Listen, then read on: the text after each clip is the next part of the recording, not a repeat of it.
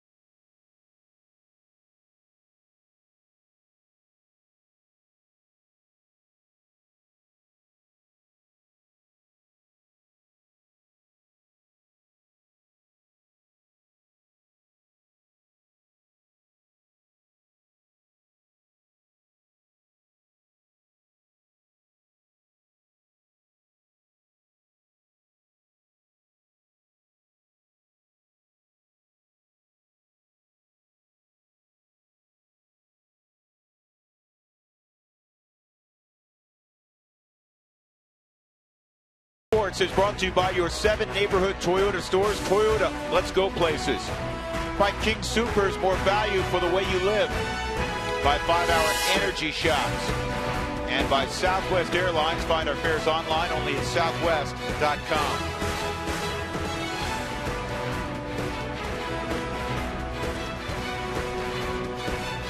Welcome back to Coors Field. Again, very hazy.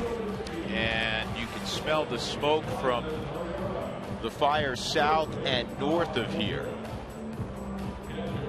Hopefully they start making inroads in containing both of those blazes, and then the one down by the Royal Gorge as well. Denard Span will lead things off. He had a 2-run double in last night's ball game for Davey Johnson. Here's the rest of his Southwest batting order. Young player Jeff Cabernis making his 2nd big league start. He'll be in left field. He can really run. Ryan Zimmerman will bat 3rd. Then Jason Worth in the cleanup spot. Ian Desmond has a career-best 13-game hitting streak. He'll hit after Adam LaRoche in the 6th spot. Anthony Rendon is swinging the bat well. Jonathan Solano is behind the plate. And Ross Ohlendorf, who last year was pitching for the San Diego Padres, will make his 7th start against the Rockies in his career. Here's Jorge De La Rosa with the numbers we showed you a few moments ago, and The one thing you don't want to see tonight, George, is him all of a sudden looking down at that middle finger. No, you don't. 7-3 overall record. You see very good numbers. One number that's impressive to me is De La Rosa leading off the inning. The opposition has hit 181, controlling the inning. That's 7th best in the National League. Jose Fernandez, the best at 1.36. So, you know, the Rockies in the last 7 starts for De La Rosa, they are 5-0 with a 2.76 earned run average, and the left-hander is yet to take it deep. So that all that stays status quo here in this ball game against the Nationals. Rockies defense is brought to you by Excel Energy. We bring you the energy you need so you can live the life you want. Visit responsiblebynature.com to learn more. The Rockies will have an outfield of Dexter Fowler in center, Cargo in left, and Tyler Colvin in right. Arenado, Tulowitzki, Johnny Herrera at second base tonight, Todd Helton at first, and Yorvi Torrealba is catching Jorge De La Rosa. Yorvi's been swinging the bat well, get more playing time the last couple of weeks. So Span, the former Minnesota Twin, steps in. If you didn't know better, you'd think rain was in the forecast, and we need rain with the fires, but it's pretty dark at Coors Field because of the fires in the neighboring areas. First pitch of the ball game is in there. Strike one on Denard Span. Span hitting just 167 against left-handed pitching, and that's down low, 1-1. In fact, throughout the Nationals lineup, they have not swung the bat well, really all year, quite frankly, but against lefties in particular. And a struggle with the left-handed, and part of that is, well, you have Span. You also have LaRoche on the left side. So some of the bigger power guys here. Up picks this line drive for the first out. Allowed out, but it is an out nevertheless. Here's Todd getting ready, and boom. One step. That ball had a lot of top spin too. It started out about waist high, ended up on the ankle. Nice pick by Todd.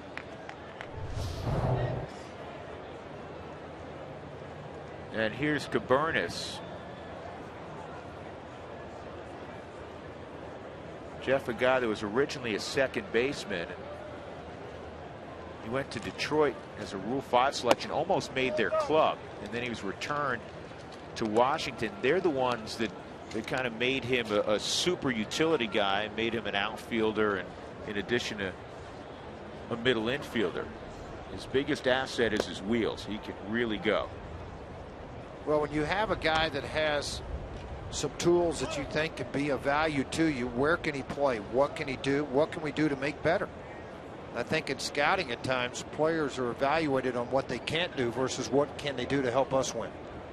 Yeah, we've had that conversation a few times, haven't we? Here's the 2-0. That's bounced foul. Coming up in the 5th inning, we do Toyota Talk, and we'll try to answer as many of your questions in the 5th as we can. Text Toyota followed by a question to 720-720.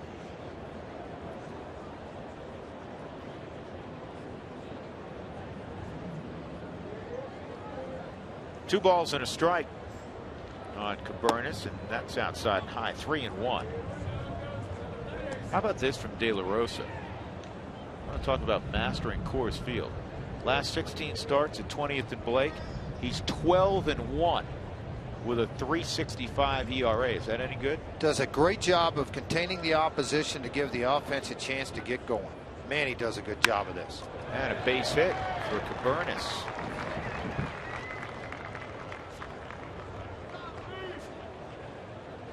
So he's aboard for Ryan Zimmerman with one out. Congratulations to Justin Taylor from Inglewood, Colorado. Justin texted pick 3 to us at 720-720 during last night's game, and he was randomly drawn as our lucky winner. Look for your chance to enter, and don't forget to play pick 3 from the Colorado Lottery with daily drawings.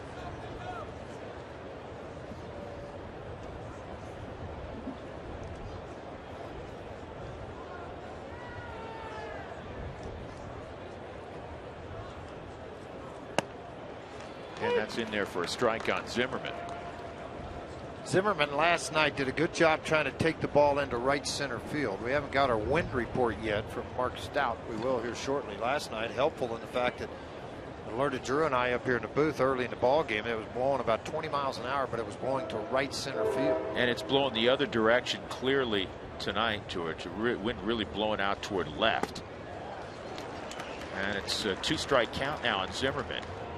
First time up last night, he almost hit one out to right center, doubled off the top of the wall. Zimmerman last year had his AC joint, his right throwing arm, cleaned out, and it was worse than they thought before they went in, one of those deals. And he has really struggled to throw this year. It's a day-to-day thing. Some days he's really balky and gives him a lot of pain. 1-2. A couple years ago, when you talked about the top fielding third baseman in the game, the conversation generally began with Ryan Zimmerman. And he's still the top fielding guy. It's the throwing side, as Drew mentioned, with that shoulder.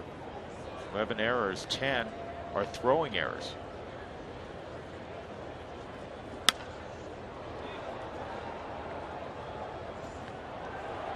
Remember when we used to go to Washington, Frazier, and it was Ryan Zimmerman and a bunch of guys. That's exactly what it was. And then when Rizzo showed up, he's added some pieces. Now it's Ryan Zimmerman and LaRoche and Bryce Harper and oh, look at our great starting rotation with Jordan Zimmerman and Steven Strasburg. And you know, they've added Worth in there that at some point it will be healthy and hopefully put up big numbers that they anticipated when they gave him the contract. Good block by Jorvi Torrealba. 2-2.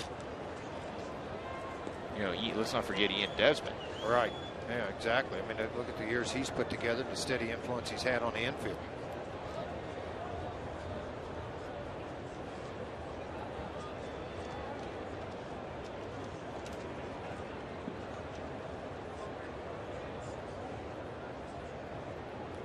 Cabernis at first, not going anywhere, and now it's a 3-2 count. So De La Rosa, who was ahead 0-2. Falls behind 3-2. Who wants tacos? Remember, if the Rockies score 7 or more during any game, go to participating Colorado Taco Bell locations the next day. Do it between 4 and 6. Get your Rockies taco special. Got to do that this afternoon. Hi there. How you doing, buddy? Pretty good day at the yard there, huh? See if Cabernis takes off here. There he goes. Swung on and missed. Great chance to get him. They strike him out, throw him out. Perfect throw from Torrealba. And that's all for the Nationals in the top of the first inning as Cabernis is erased.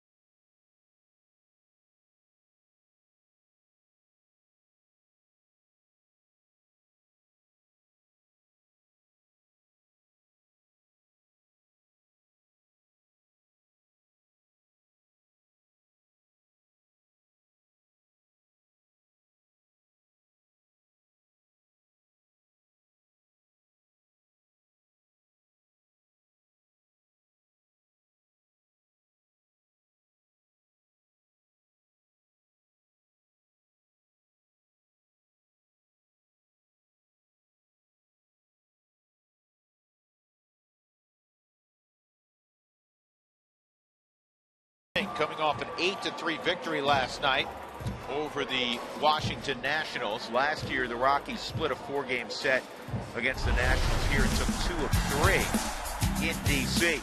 Here's the batting order for the Rockies tonight, presented by Southwest Airlines.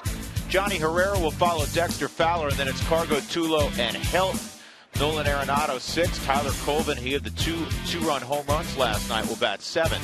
Yorvi Torrealba 8, and then De La Rosa. Big Ross Ollendorf in his first pitch of the night is in there for a strike at 90 miles an hour. Princeton grad, so I need not tell you he's a very bright kid. And he was originally drafted by Mike Rizzo with Arizona. And then he went to the Yankees, George, in the Randy Johnson deal. So he's really not a kid. He's been around. He's been around for a while. An overall record 18-32. His last start came August the 17th of 2012. He's got a few changes here. The old-fashioned big wind-up. Yeah, I don't remember that. Do you? No, it was more of a hands right in front, a quick turn. But there's a lot of motion to the body now, which obviously could be deceiving to the hitter. What else would be the reason to do that? That's it. Rhythm. Maybe you feel like you're getting a little bit of rhythm that way. I mean, it is very 1920s. I like it. That's a lot of old-fashioned going on right there. I'm telling you what, I haven't seen anything like. I don't know if I've ever seen anything like that. You unless have. It's black and white. Yeah, it was video. Right. Still got a good arm. Ran that fastball up to 94. 2-2 on Dex. He stayed off that, and it's a full count. Fowler has faced Ollendorf 6 times with 1 hit. It was a double. Most of the Rockies regulars have seen Ross Ollendorf before. Here's the 3-2. And Dexter swings through it. So Ollendorf, who has struck out a lot of guys at the AAA level this year, including his last 3 starts, 27 over 17 in the 3rd. And the last time he faced the Rockies was a year ago. He got a no decision working for the Padres at the time. Well, you notice that delivery too doesn't have the big leg and hand pumps and everything else. So I mean, it's kind of interesting to see how he's doing this, but all about getting the arms going in the right direction and then trying to throw. Johnny takes a bunt with him, and that goes down the right field line. Johnny's going to end up at second base. So Johnny Herrera, who always finds a way to beat you, and he brings a bunt with him, George. This was perfectly executed. Yeah, left-handers have hit 301 against Ollendorf, but this doesn't have anything to do with that. It's a matter of Johnny's placement, speed, and positioning. And LaRoche trying to get there on the baseball. He just pulled off of it. You know, that really should be on LaRoche, not on Ollendorf. I would agree. It's obviously a bunt single. We'll see who gets the error, but the feed was perfect. So now Cargo will hit with 1 out and a runner in scoring position. And they will give the error to LaRoche. His 6th of the year. And remember, Washington leads the National League in errors. Well, watch when the ball comes up to him. I mean, it's a clean feed and then throwing. And if he catches the ball and doesn't pull off, he's out probably. Glad he did. Anytime there's runners in scoring position with these 2 guys coming up, Rockies, you feel pretty confident you got a shot at getting this run across. Well, they both have 51 RBIs. Last night for Cargo, it was an interesting night, and it tells you a whole lot about baseball in that Cargo had a huge impact on the game. This 3-run home run broke up a 2-2 tie. The other 4 at bats, he struck out. You got to have a short memory. Well, when you're a great player like him, you know your average is going to be where it's going to be, which right now it's at 300. You're going to have nights where you strike out, but that one swing of the bat, obviously the difference maker in the ball game. 1-1 count.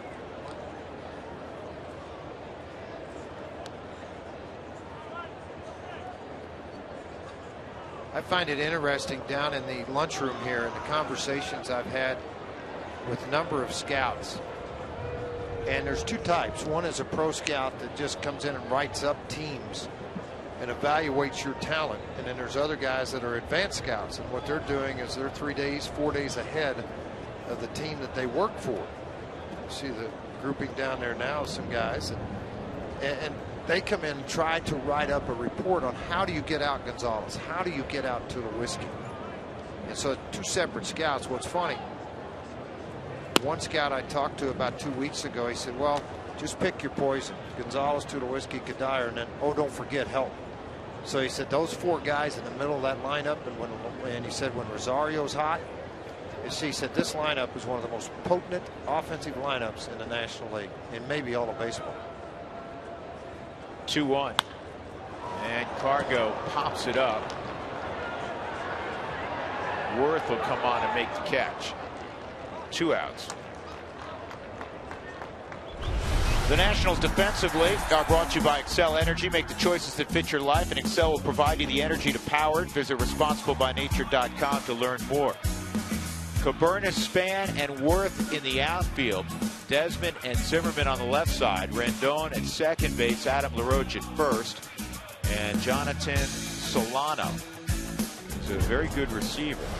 He's behind the plate, and it made sense for Solano to get the start, not Kurt Suzuki tonight, because Solano, just called up from Syracuse, has been catching Ohlendorf at AAA Syracuse. Tulowitzki looking for a little 2-out magic. And this ball is ripped to deep center field. Span turns his back, and he's going to get there and make the catch right as he arrived at the warning track. So Tulo gave it a ride. Ohlendorf will leave Johnny Herrera at second base, and we will move to inning number 2. No score.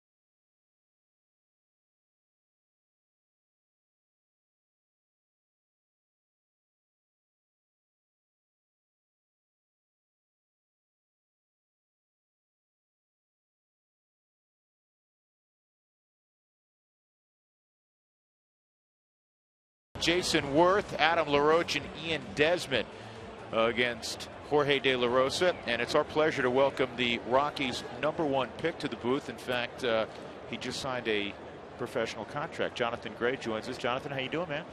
Doing great. I would think so. I would think so. I'm just glad we got another Okie in here in a Rockies uniform. That's what, you know. He was There's so not many. He was so excited. Not only are you a fellow Oklahoman, but George went to the University of Oklahoma a few years before you went there. Just 30. Don't think about it. Not very long ago. What was your first reaction when the Rockies drafted you 3rd overall?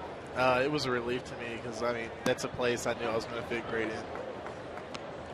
You're a kid that went to junior college and then went to the University of Oklahoma, and your name over the last year all of a sudden rose to the top of the draft. Was it a whirlwind for you? It was, but you know, something I had to expect whenever I was wanting to push myself to get to much better. But no, it was a lot of fun. The one thing I learned about him was when I saw his body a year ago and I saw it this year. It was like a new body. I mean, you really dedicated yourself to a lot of difficult workouts to get in a position you're in right now. Right. Part of the journey is something I knew I was going to have to improve to, you know, reach the step I wanted to. But it turned out to be, you know, such a big part of my life and changed it. Pretty nice yard here, huh? Oh, yeah, definitely. Well, unfortunately for the Fires, it's a little foggy now. It's really pretty when you see all the mountains out here behind it. And then you got a great organization to go to work for, I can tell you that. Yeah. What pitch has improved the most for you? I know you always had a big arm, and it seems like you've added about 5-6 miles an hour from when you arrived from junior college. And in the slider, we watched your performance against LSU. I know it didn't end the way you wanted it to, but you obviously had dominant stuff that night. I'd say, I mean, my slider and my fastball are both out pitches. So, I mean, I've improved my slider the most, but my changeup is also improving, and it's something I'm looking forward to throwing a lot more. Well, that's the difficult side. I mean, you know, and I've said this on air, and I've talked to Drew about it. You know, you've touched 101, 102 miles an hour. You pitch at 96. You've got a nasty slider that can run up to 90+ miles an hour with tremendous depth on it. At the level you were pitching at, you didn't need a changeup very much. There was a lot of outs that, you know, you didn't have time. Oh, wait a minute, I want to throw a couple of more changeups here. I don't want to strike you out just now. I mean, that's the hard part about trying to develop that pitch. It really is.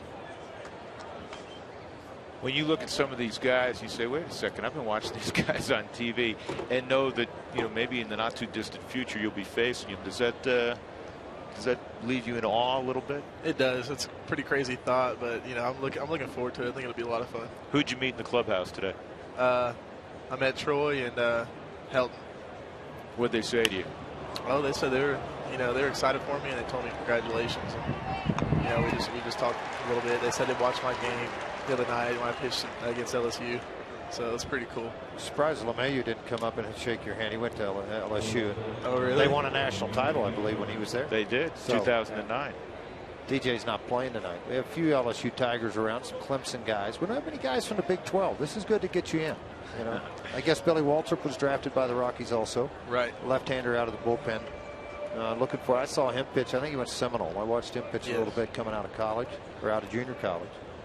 2 outs, Ian Desmond coming up for the Nationals. What have the Rockies told you in terms of where you're going to go here in the near term?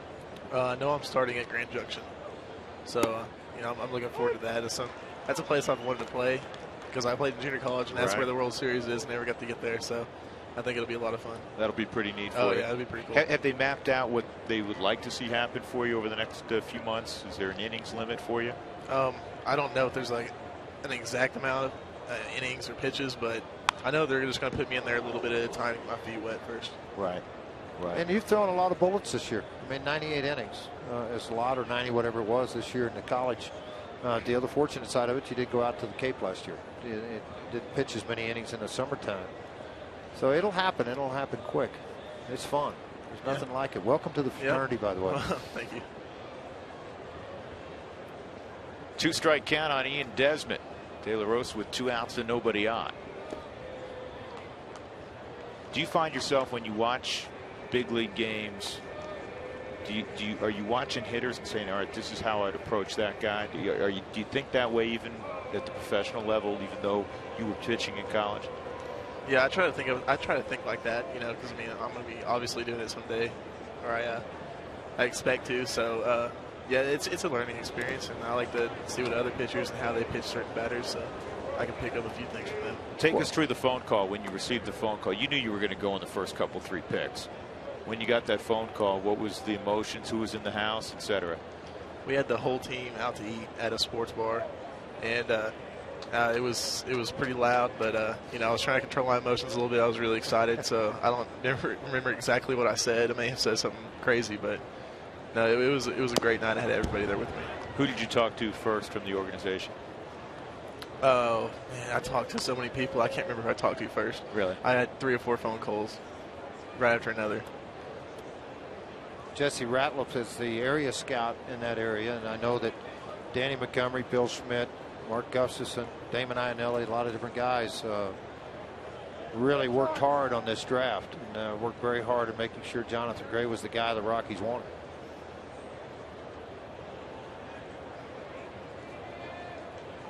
Do you allow yourself to peek at the scoreboard or ask somebody after when you touch 100 miles an hour? No, I never look. I never peek or anything like that. If someone tells me after the game, that's how I figure it out, but I don't really ask about it. I know it's going to be fast enough, so. It become the norm, yet you do know, you feel it. Right. Do you throw a 2-seamer at all? No, just straight 4-seamers. Okay. There's a guy I always tell George we kid about that's built like you and threw really hard from Broken Arrow. A kid by the name of Brad Penny, who's not a kid anymore. Yeah, Bradley was a very accomplished major league pitcher for a long time. Lives in Pawhuska now on a ranch. But big right-hander. Just like Jonathan. 6'5", about 250. Who would in his early days would just sit on 95 to 97 miles an hour. And he was a straight four-seam guy then. Are you going to get to go home and pack a suitcase, or are you heading to Grand Junction here in the next couple of days? Well, I plan on going home to pack. At least I hope so. I mean, yeah, that'd be the way to go. But yeah, I think I'm going to go home first. Have you been throwing since the draft at all? Playing catch since you started LSU at all? I played catch once since then. Good. Just give myself a little bit of rest, but I'm feeling great still. My next question is, who'd you con into playing catch with you? It ain't going to be anybody in this booth, I can tell you that. It was actually Waltrip. Oh, was it? Good. Yeah. Did you see the statue of Frazier, Norman? There's no statue of Frazier, Norman. I think there's maybe a picture in the hallway. Ball four, Desmond walks. Chandler, Oklahoma, they're going to have to name a street after you or something. You have to change some things around up there.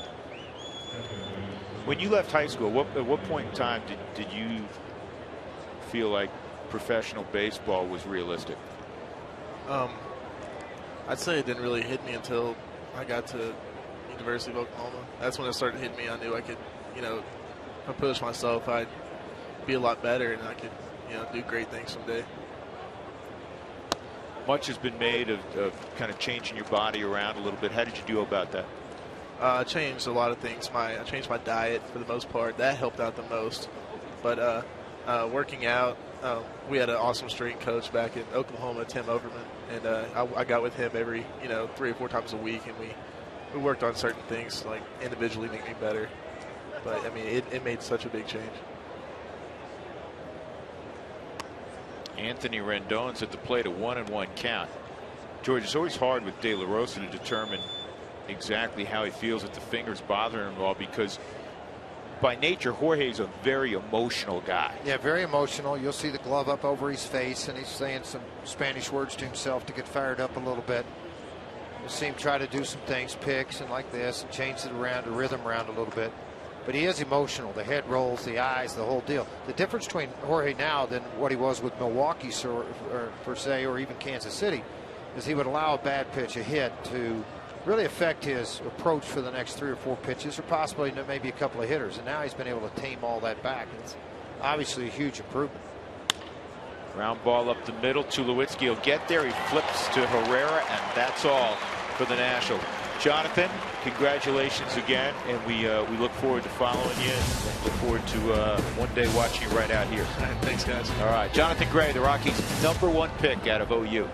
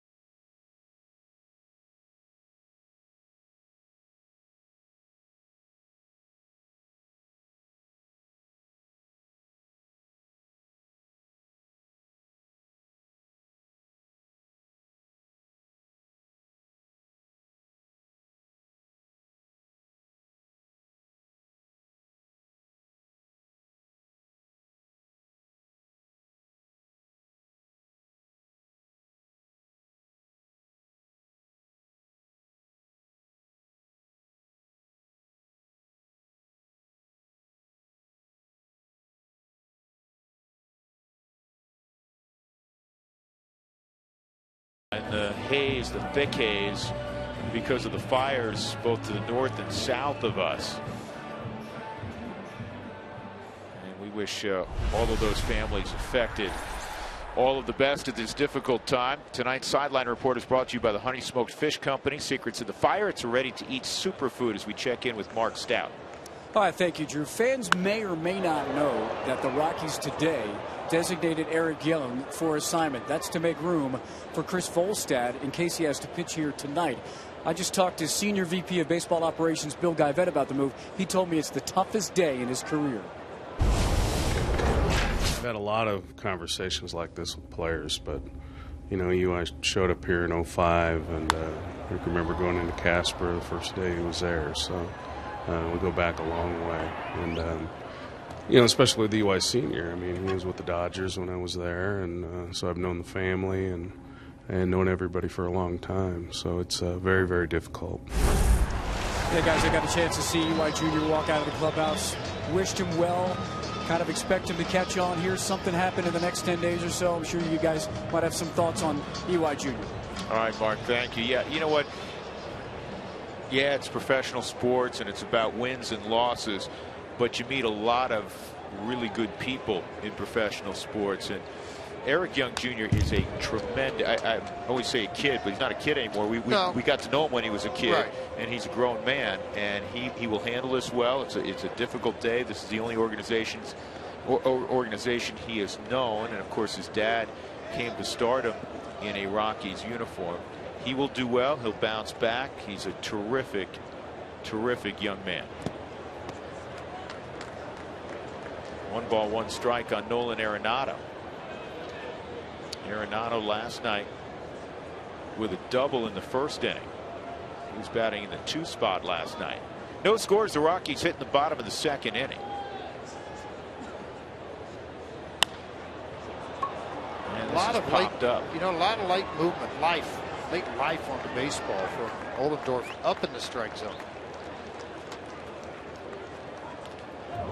He reminds me, and I've said this when we've seen him in the past, George, a little bit of Chris Young, the other Princeton, grad who pitches in the big leagues, because he'll pitch up in the strike zone with his fastball. He will pitch up in the top half of the zone.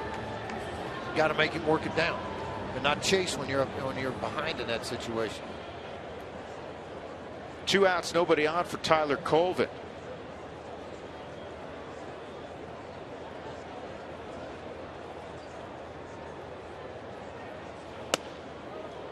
Well, last night Colvin came up with the Rockies down 2-0, and he lifted a high fly ball down the right field line just inside the foul pole, and it tied it up. And later on, he went opposite field to give the Rockies an extended cushion. So in his first start of 2013, a big night for Tyler Colvin, the Clemson product. And he's got a 2-0 count to work with here.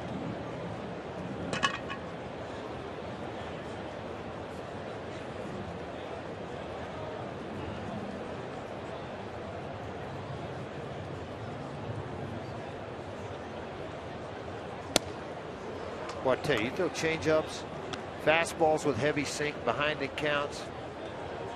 I'll be anxious to see how the Rockies handle this unorthodox delivery that second time through. 30-year-old Ross Ollendorf, 6'4" and 240. Best year came with the Pirates in 2009. He went 11-10. And that's a soft liner to second. And it's a 1-2-3 second inning for Ollendorf. We'll go to the 3rd, no score at Coors Field.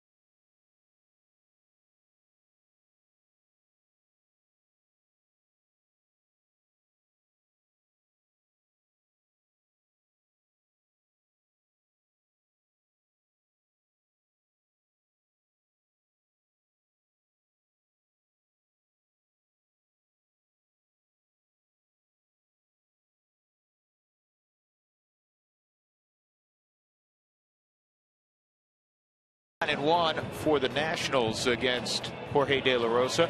Root Sports would like to welcome our Optimum Cable viewers in Laramie, Wyoming. Laramie is located at the base of the Snowy Range Mountains and is home to some great outdoor activities, including fishing, hiking, and cycling. The area is also home, as you're probably aware, to the University of Wyoming. The Cowboy is home, away from home. A member of the Mountain West Conference, Mountain West football and basketball will air on Root Sports this fall. We'd like to thank Optimum for helping us bring Rockies baseball to the folks in Laramie. If you're a fan from the Laramie area, make sure to let us know on our Facebook page at facebook.com/RootSportsRM. Spent a lot of time calling hoops on Root Sports up in Laramie this past fall and winter, and there are a ton of Rockies fans and a lot of season ticket holders in that Laramie area that come on down and catch the Rockies here at 20th and Blake. 1-0 on the catcher, Jonathan Solano. And that's a strike. Solano from Columbia. One of 14 players all time from Columbia. Actually, I said 14. It's 13. That's down the line. That's a fair ball. And Solano is going to have a leadoff double.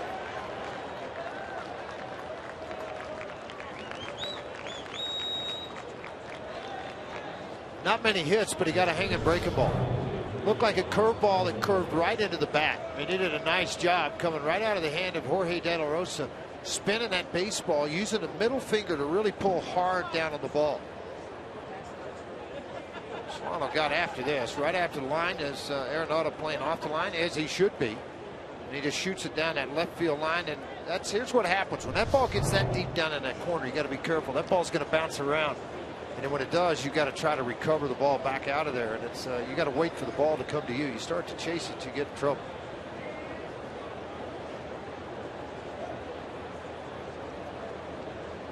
Ohlendorf fouls that bunt off, and it's 0-1.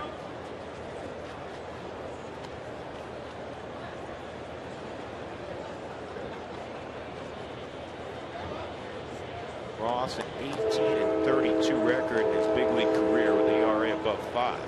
Big, strong guy. Now you got to remember, he pitched for the Padres when they weren't very good. He also pitched for the Pirates for a long time.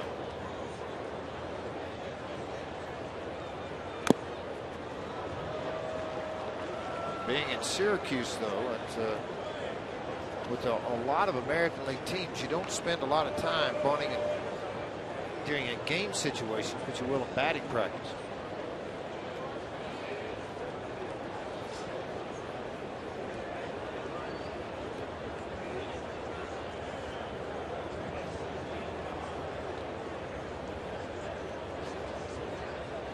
See if De La Rosa can get the punch out.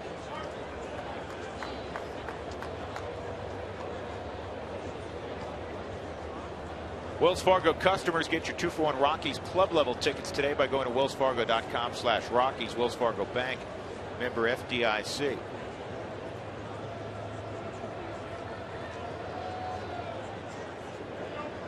Solano at second, leadoff double.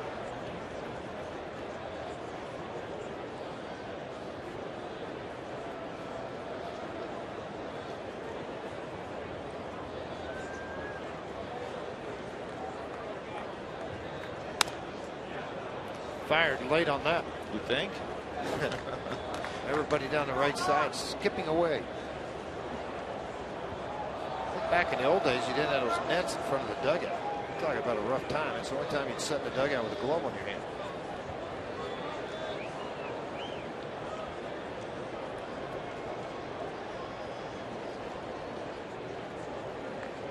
Still trying to advance the runner after the leadoff double down the left field line. Wouldn't bite on the breaking ball. He must have read that out of the hand. Most pitchers would have been hacking.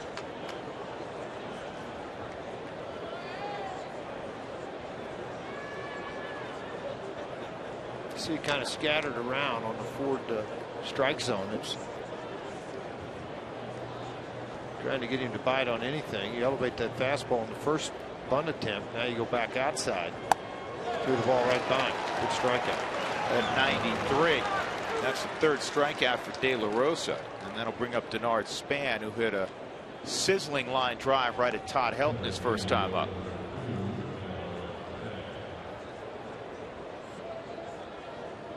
Time for our Connect for Health Colorado injury report.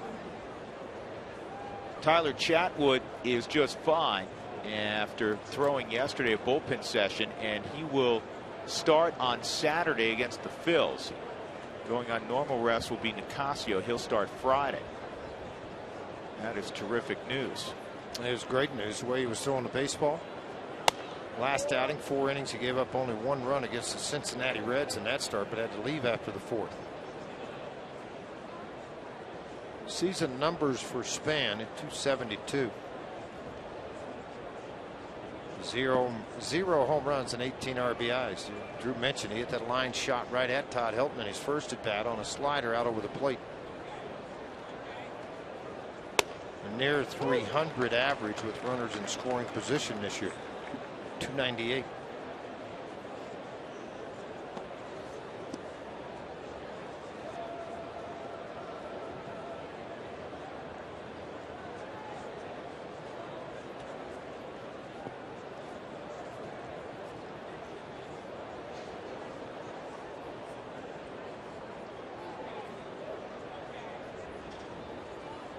Outside, 2-1. Auto glass damage, call Safelite Auto Glass 303-287-5000 or go to safelight.com. The Nats as a club are hitting just .209 against left-handed pitching. Their slugging percentage is .309. It's the 2 worst figures in those respective categories in Major League Baseball. But somehow they're 8-6 against left-handed starters. Here's the 2-1. And that's fouled off. 2-2. After a fastball away, the way Span's set up now, for Davey Johnson, he's trying to hit this ball into the outfield. But what you look at with Span right now as a pitcher, he's gone away, fastball outside corner, called for a strike, and it counted 2-2 now. If you have the ability to start that slider in the middle of the plate and have it here and then dive out, you got a pretty good shot at getting him here. You just don't want to leave it in the middle half, because if you watch his front foot and the front shoulder, it's going to fade away from the left-handed arm of De La Rosa. So if you hang something, you're going right into his power zone. Another good block. It was a slider in the dirt. 3-2.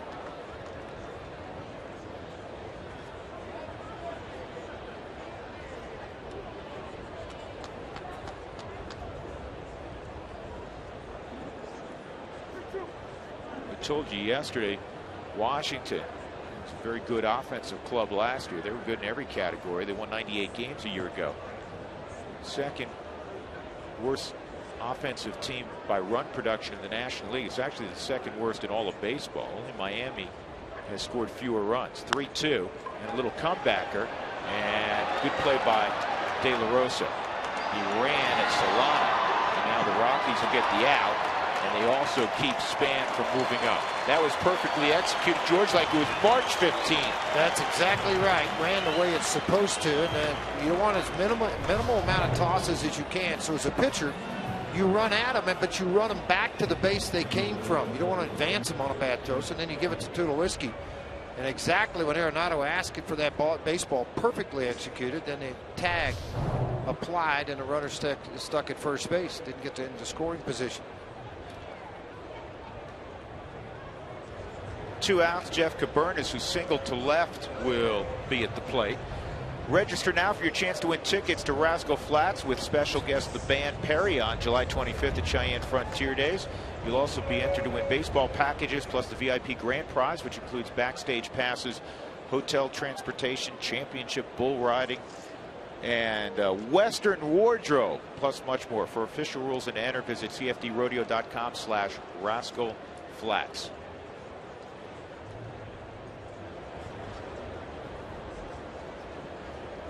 Wanting with the middle of this order, and you're at 2, 3, and 4. Guys that can swing the bat a little bit. Slow down the running game of Span. Span stole 6 bases. He's been caught 3 times. Torrealba threw over the first time. He squares up here. Cutter down and in and called the ball. Hey, Frassier. Yes, sir. Jorge Frassier. Jorge Frassier. Yes, sir. They changed that error in the first inning on Johnny's bunt single. Yeah, tough call. They gave it to Ross Ollendorf now. Yeah, a little bit of a tough call for me. The feed was perfect, right? Yeah, I thought it was, but oh well. Yeah.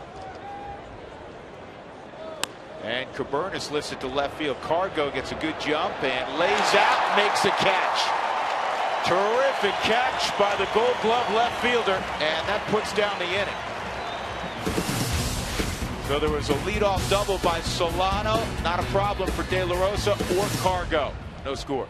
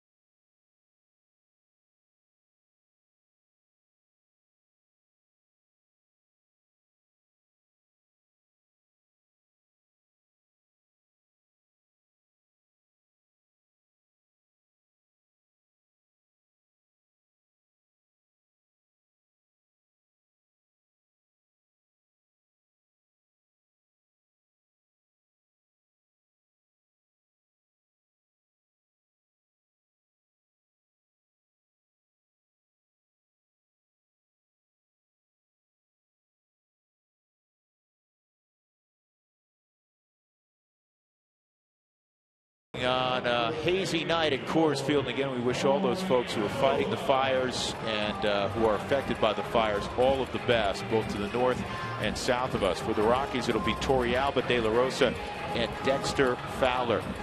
And welcome back upstairs. It's guest night at Coors Field. Jonathan Gray joined us a few moments ago, and Gary Howard now joins us, who started, along with his wife Leslie, a wonderful program that we're proud and privileged to tell you about, Miracle on Ice. And whenever you hear that term, you always flash back to 1980. I'm sure that's right.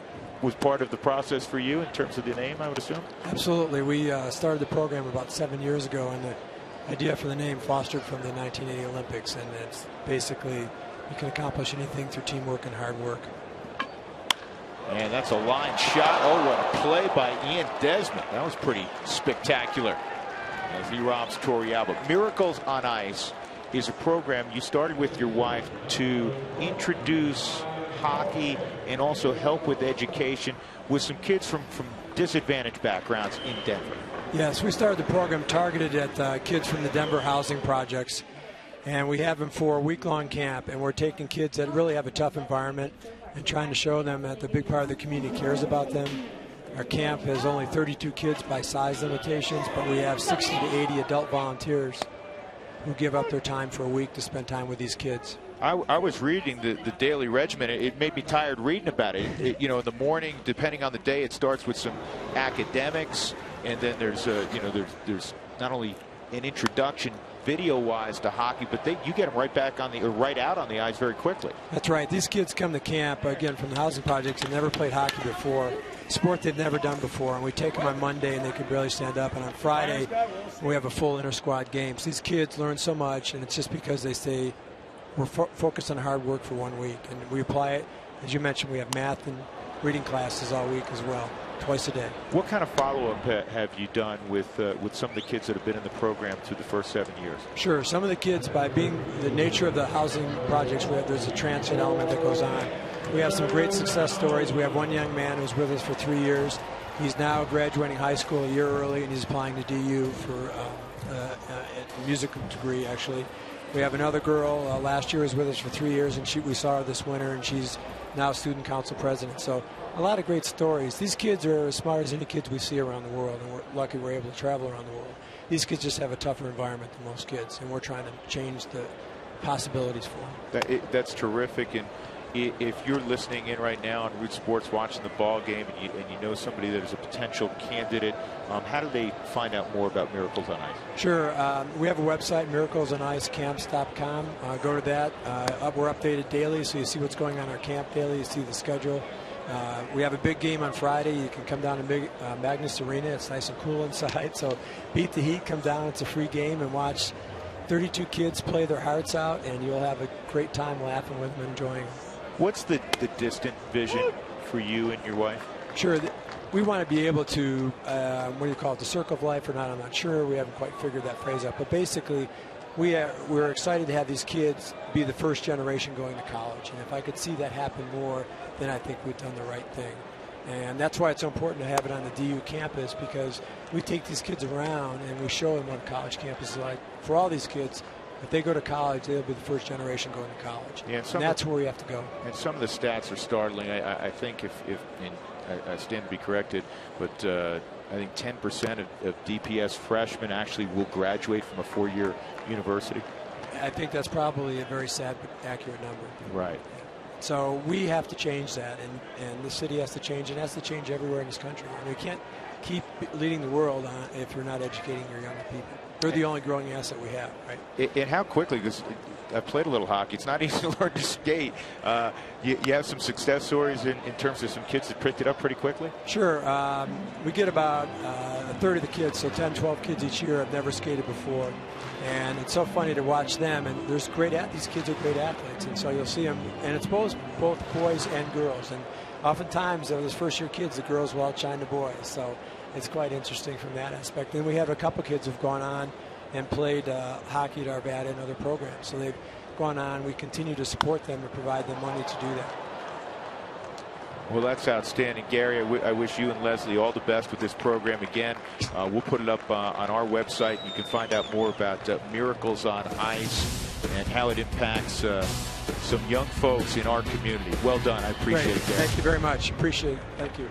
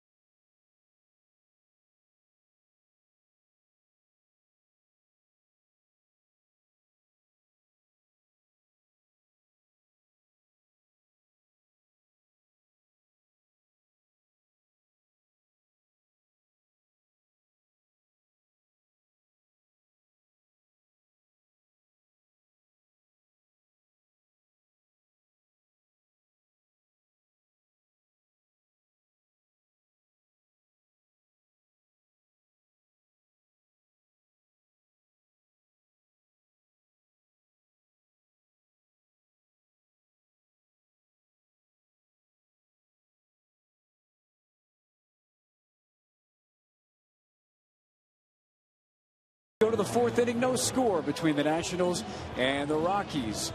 Time to get you the cold hard facts, brought to you by Coors Light. We're going to give you the cold hard facts about Davey Johnson, the Nationals manager. He is set to retire at the end of this year. Had a great playing career, 4-time All-Star, 3 Gold Gloves, 2 World Series titles with Baltimore. As a manager, he took the Mets to the World Series and they won NL and AL Manager of the Year. But guys, I talked to him today, and he told me he's proud of 2 things in his career. One, in 1973, he tied Honus Wagner for the most home runs by a second baseman in a season with 42. He considers him the greatest right-handed hitter in the game. And second, He has the last hit off of Sandy Koufax in Sandy Koufax's career in the 1966 World Series. He tells me this story today. Vero Beach the next year, he sees Sandy Koufax there in street clothes. Sandy comes up to him and says, "You got the last hit off of me in my career." And Davey's like, "Yeah, I did." He said, "That's when I knew I was washed up."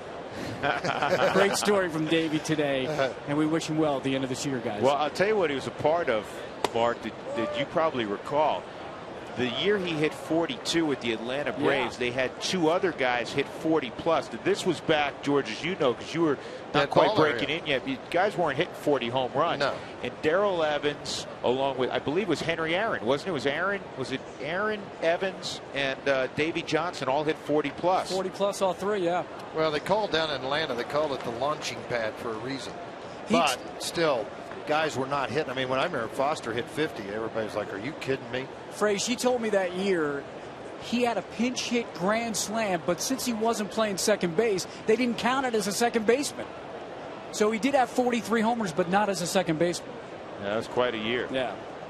Quite a year. Good stuff, Mark. Thanks. 2-1 on Ryan Zimmerman. 3, 4, and 5 for Washington.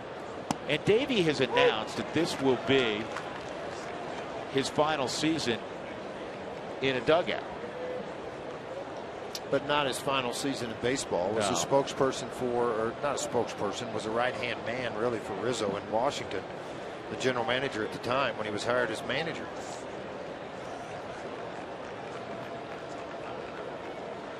Two and 2 on Zimmerman. Struck out his first time, and it's 3-2. A lot of deep counts for Jorge De La Rosa in the ball game. He went change up there. Pitch count with at 56. Yeah, 56 here in the 4th. It's not horribly bad, but you know, you just hope this inning gets a little quicker and smoother.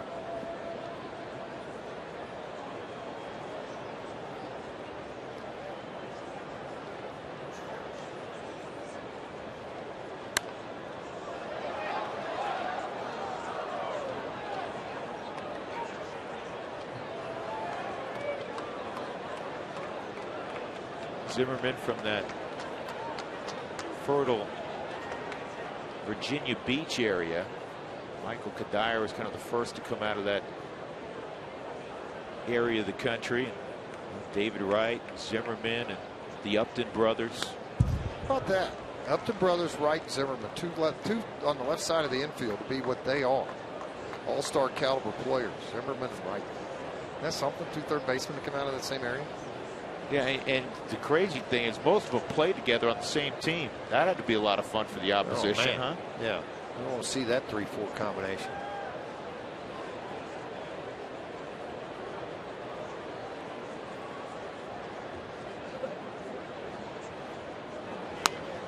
And another foul ball.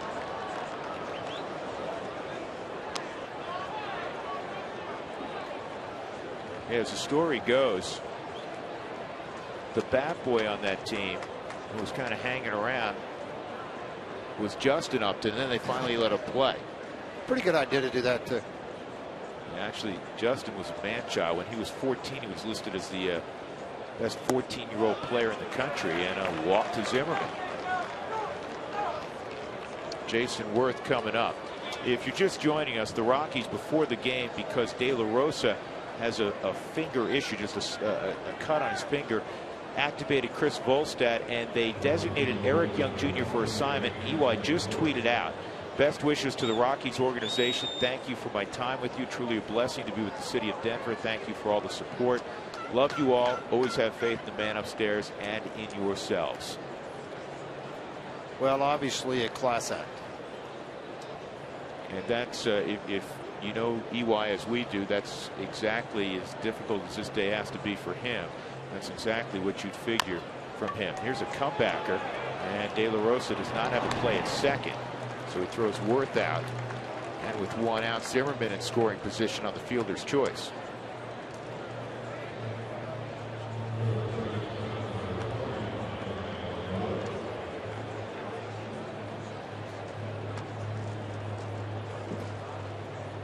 Adam LaRoche at the plate.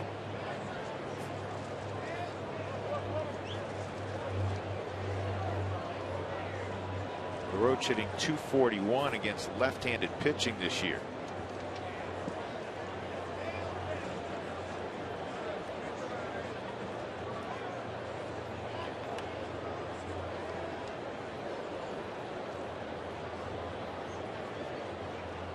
Notorious slow starter. We discussed it last night. In his career, he's got a low 200 average in April, but he usually comes on in the second half. I mean, a year ago on this date, he had 10 home runs and 30 RBIs, and he finished with 33 jacks and 100 ribbies, to give you an idea. That's a good-looking fastball spotted on the outside corner at 92. By the way, the AA All-Star team was announced today in the Texas League, and the Rockies well represented. Nina will be there as a starting second baseman. Kent Mathis, Kyle Parker in the outfield. Kyle Rowling will be a DH.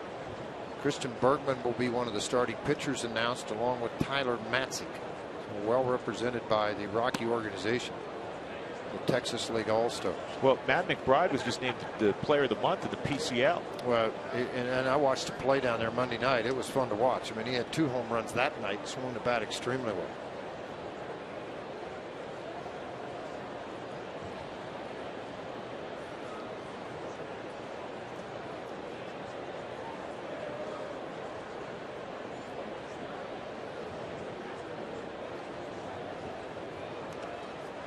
Great block. Very difficult pitch at 84 miles an hour to block by Torrealba, and he did it. Well, there's 2 pitches with De La Rosa, George, that he tends to spike: the slider and the changeup. And the reason on the changeup, it's more of a split finger now than it is a circle change. So what you're doing is you're really pulling down through there. And I watched Torrealba's just going to take it off the bicep of the left arm. Those guys, tough guys behind the plate. 2-1 on LaRoche. Not much in the way of offense. No runs, and 1 hit for the Rockies, 2 hits for the Nationals, and a sweeper, and it's 2-2.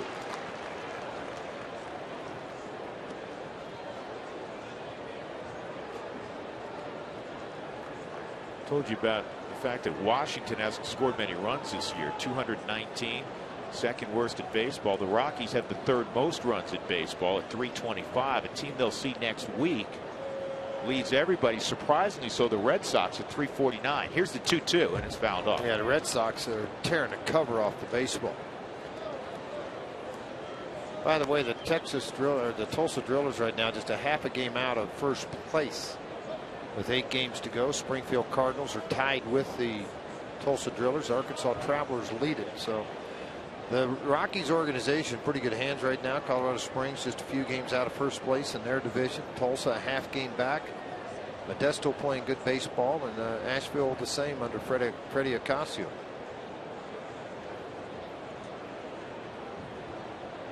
Two.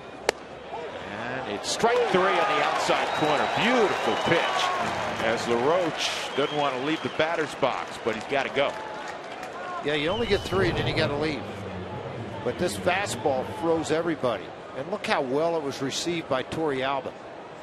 I mean, 4-seam fastball, the Mike Shaw Subaru Superman. Watch how Torrealba's arm just extends out to keep that ball right in the strike zone. And it caught just enough off that corner to get called a strike. George, you always talk about this, that when you pitched, you liked a small picture frame, and that's the target that Torrealba just gave. I like the, you know, I ask pitchers this a lot that have trouble with command when I'm teaching. I said, what do you see at home plate? You tell me what you're seeing when you're pitching in a ball game. And, you know, the first thing I hear out of a lot of guys' mouths that are having difficulty throwing strikes, I see batter, umpire, crowd, all this. No. What you should see is that little miniature 12-inch portable TV you used to watch. And throw to that 12-inch area, not a 24 or 60-inch wide TV. You're throwing to a 12-inch screen, and your focus is like a tunnel right into that screen.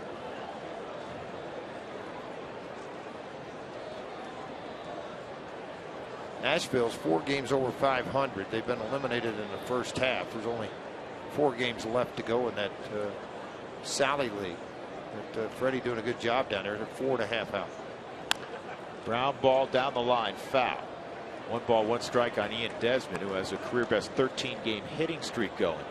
Well, a note on Asheville, young player that we got to meet a few years ago when Rolando Fernandez had signed him and brought him to Denver for his first look-see as just a teenager from the Dominican Republic. Rosel Herrera, who plays shortstop there, he was 4 for 4 last night. He's hitting like 800. I'm exaggerating, but he's having an unbelievable year. A great year, and you're right. I mean, he has done such a wonderful job this year of growing up. I think is the best way to put it. A lot of hype behind him and what everybody thought what he was going to be coming into this year. So now all of a sudden he's starting to live up to an awful lot of what people are seeing and what he could accomplish as a player. He's hitting 347. Is that any good? Yeah, that's really good. Picking up that box score right now from that ball game down there. The Asheville Tourists lost the game today 9-2. But Herrera was 1 for 4. Tommy Murphy, catcher drafted last year, is at 318. He swung the bat well. He's had a terrific first half. Base hit the other way and getting the baseball's Colvin. Here comes Zimmerman, throw to the plate. And it's not going to be in time. And Desmond now has a 14-game hitting streak, and he gives the Nationals a 1-0 lead. 29th RBI for Desmond. What he really accomplished there was just trying to take the ball to the right side. So the number to the mound, which advanced Zimmerman after the leadoff walk in the inning. See this pitch, changeup, stayed right out where Torrealba wanted, outside part of the plate and down on the Mike Shaw Subaru Super Bowl. That's just a good job of hitting. Sometimes as a pitcher, you got to just tip your hat to him. He shot it by Todd at first base. And then Colvin's throw was well up the line at third. So Todd tried to shut that off to prevent anything else from going on.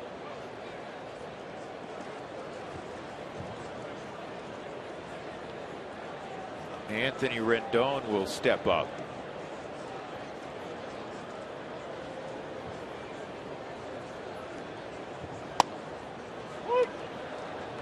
Rendon has reached in 10 straight ball games. He has a 6-game hitting streak.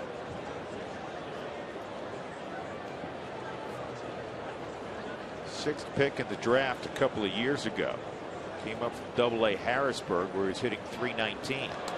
And they got him picked off, and he's out at second base. In the inning, Ian Desmond drives in Ryan Zimmerman, and the Nationals have the first run of the evening.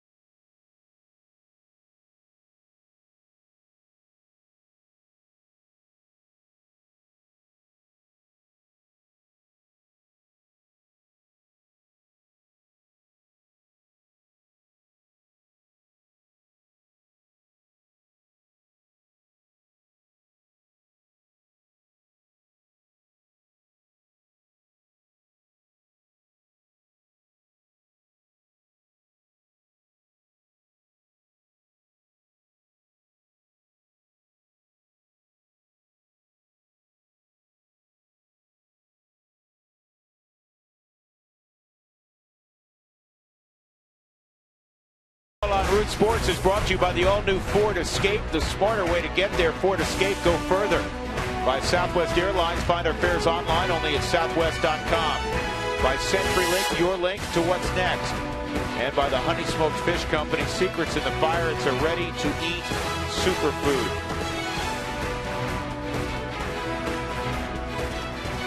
Rockies trailing 1-0 as they come to bat here in the 4th inning, and they have not figured out Ross Ohlendorf.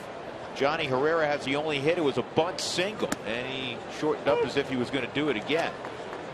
9 straight retired since that bunt single. Let me correct that. 8 straight retired since that bunt single by Johnny. 2, 3, and 4. Cargo and Tulowitzki to follow. Rockies are 10-4 when Johnny Herrera's in the starting lineup. And a pop fly to Worth and right. It's kind of a typical Ohlendorf game when he's going well. A lot of balls in the air. And not hit very well. But not hit very well. Yeah, he's a guy that's going to change speeds, change a lot of velocity off the ball. And that's part of it, I guess. Tough time to get there. Time for our AT&T trivia question. Who are the 4 players to have their numbers retired by the Expos/Nationals organization? 3 numbers. And the bonus is named the 2 that played for the Denver Bears/Zephyrs. There's early 90s Montreal teams with tremendous talent.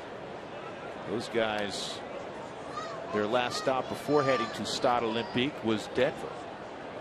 That was the AAA affiliate of the Expos in the late 80s. Before it went over to Milwaukee. Here's the pitch to Cargo.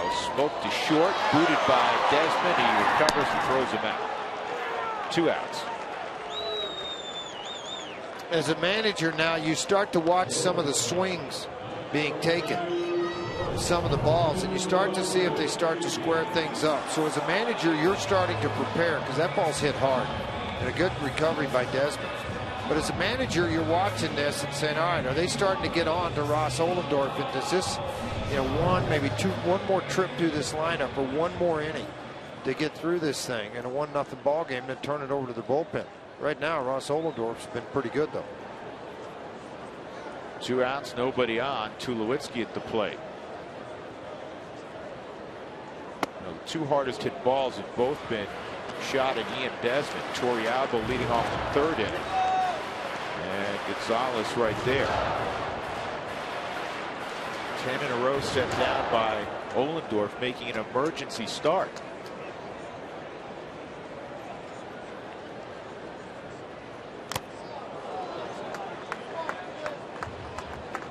Tulo since May the 14th hitting .394, which is the best mark in the National League.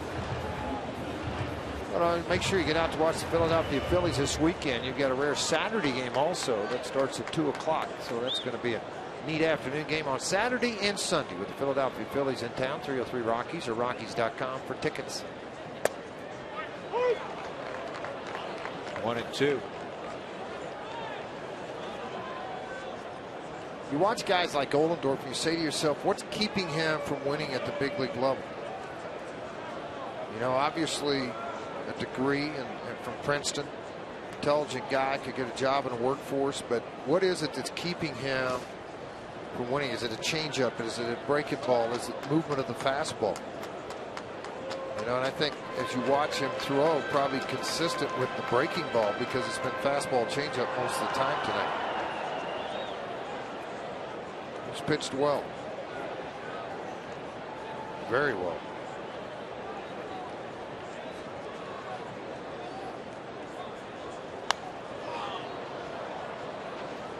That was close, Drew. Close, but we didn't have to worry. No. Well, I rely on you and Doug to catch everything anyway. Once it left my hand, it's up to the fielders. So, guys, you got to make a move. It's on us. It's all on you. Boy.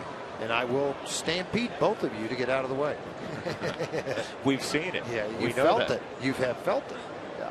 2-2 on Tulowitzki. Boy, I can't get over that windup. I like it. It's kind of nice, the old-fashioned off speed there. Yeah, That's dropped first the one. curveball on. Yeah, 80 mile an hour slider. Put it right where he wanted. That's 11 in a row retired by Ohlendorf. Walt Weiss will join us next.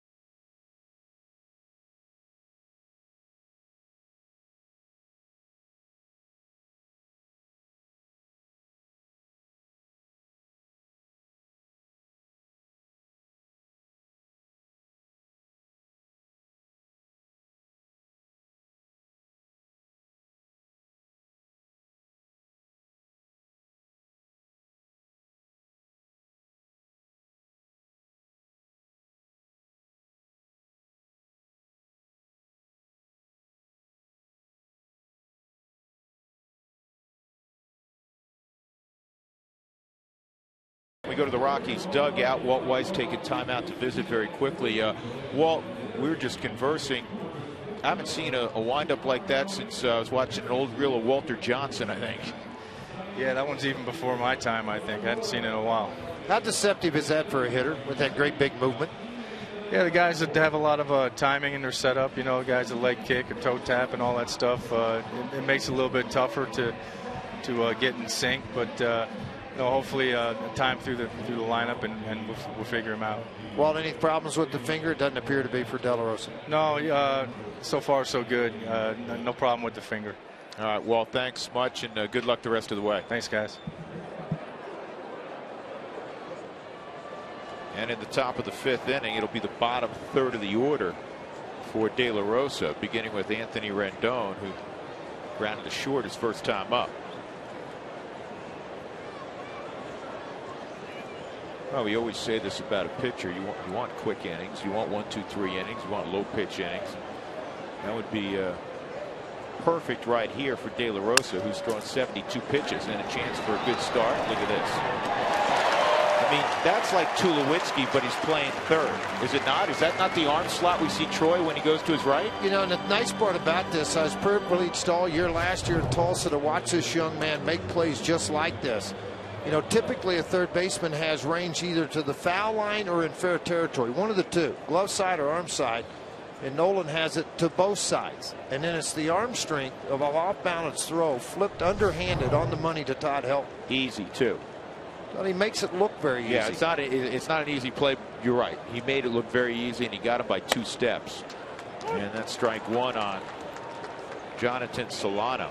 We haven't ID'd our umpire crew tonight. We should. Jim Reynolds, UConn grad, is behind the plate. James Hoy at first, John Hirschbeck at second, Bob Davidson is at third base. It's our Toyota Talk inning. George, with Ohlendorf's windup, how much of a distraction is it to the batters? Kind of what we were discussing with Walt. Yeah, ask Walt that. It's about timing. You know, as you get in the batter's box, you rock, you get your hands set, you're trying to do things, and then you always pick for where you think the ball's going to come out of his hand action. But when you see all the other great big movement, obviously it's been a distraction to the Rockies so far. Just one hit, a bunt single.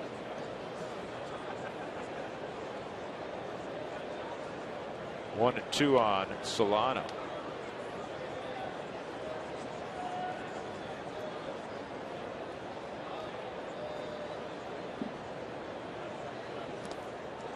Georgie, were you most nervous to pitch? Who are you most nervous to pitch against for the first time? Pete Rose, Johnny Bench. There's a couple on there, you know, maybe Willie Stargell. You know, big name guys that you look in the first time. Stargell looked like he was swinging a pine tree. Well, he was, wasn't he? Yeah, kind of. But, you know, you're sitting there and you're looking in. A little fumble by Tulowitzki. Got him. Another pick for Helton. He's amazing at first. Helton picking up his teammate Troy Tulowitzki. 2 outs. And you talk about a guy making things look easy. Todd Helton does it at first base. Ball just squirts out of the glove of Troy, but a quick recovery and then a snap throw over. And Helton's like, got it. I mean, you just watch the relaxation of Todd's hands when the ball's approaching, and the timing that he has to pick this ball and pull the glove into the air is impeccable. Ohlendorf at the plate. Let's take one more look at this pick. Well, look at his concentration watching the ball. It's like he's peeking out of the side of the eye. Had it the whole way. A little style, a little flair to it. But, you know, you go into Pittsburgh and Stargell's standing up there, and he's got, you're in AstroTurf. The stands are real close to home plate, so the perception is he's not 60 feet, he's like 5 feet. And he's whirling that thing around in the air, and you're looking, all you can think about is please pull it to Hernandez at first. Do not hit this back up the middle, please. Anywhere but at me. Yeah. Can you please explain what it means to be designated for assignment? Well, what it means is you've got about 10 days now, the Rockies do. They designate you, and then you'll be put on waivers. And what it does, it buys the ball club time to see if they can work a trade out for Eric Young Jr. to get him with another club and receive a player back, much like what they did with Aaron Harang, you know, when they designated him. When they designated Reed Brignac. John Garland is designated at this point. So they designated Eric, and then they brought up Chris Volstead from AAA in case De La Rosa's finger flared up on him. But I think, you know, for EY now, he'll go on waivers at some point over this 10-day period. If claimed, the Rockies will lose him. But right now, they're trying to work out a deal to get a player back for EY, and hopefully they can get something done over this span. Now, if he clears waivers, he has to go to Colorado Springs and play baseball. 5 strikeouts for De La Rosa, 1-0 Nationals, middle of 5.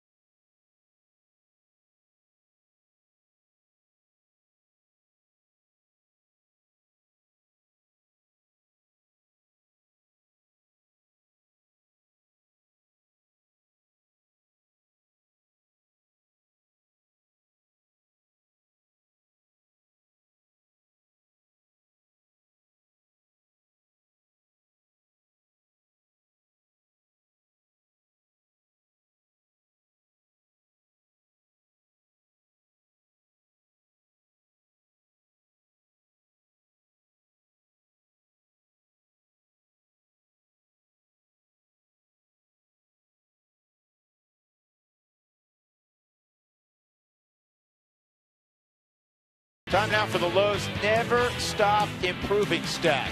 All-time batting average against Montreal/Washington. Sean Casey, now retired, #1, at just under 400. Then Todd Helton just tortured the Expos and still does it for the Nationals at 373. Todd will lead things off here in the 5th inning. The Rockies have a bunt single in the 1st inning by Johnny Herrera, and that's it. Ohlendorf has thrown just 43 pitches through the first 4 innings. When he missed so far in this ballgame, he's missed with a purpose.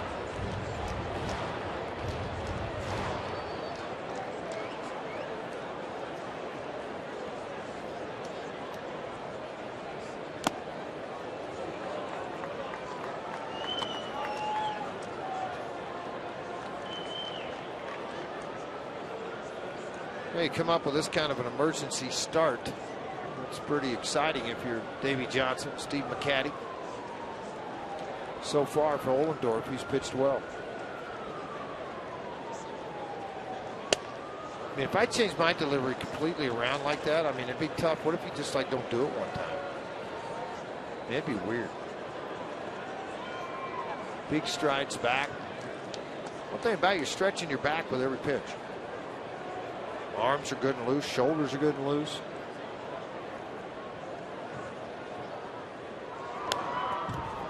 That's a pretty good hammer right there. 80 mile an hour. And straight down. Hilton, Arenado, and Colvin in the 5th.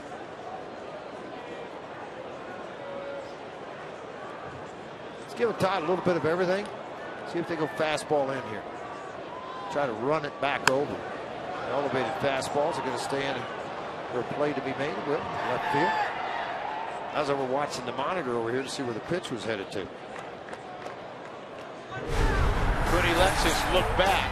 Offensively, there's not a lot to look back really for either team. In the 4th inning, Ian Desmond at the plate, and he got a pitch away and drove it away, as you would try to do, and that brought home Ryan Zimmerman. Zimmerman had walked, moved to second on a fielder's choice. Nationals up 1-0. Rockies won 8-3 yesterday. Won 4 of 7 last year against the Nationals, in a year that the Nationals won 98 times and the Rockies lost 98 times. Here's Arenado, and he gets a breaking ball for a strike. It's 0-1. Arenado's got a 6-game hitting streak going. He's hit 400 during that.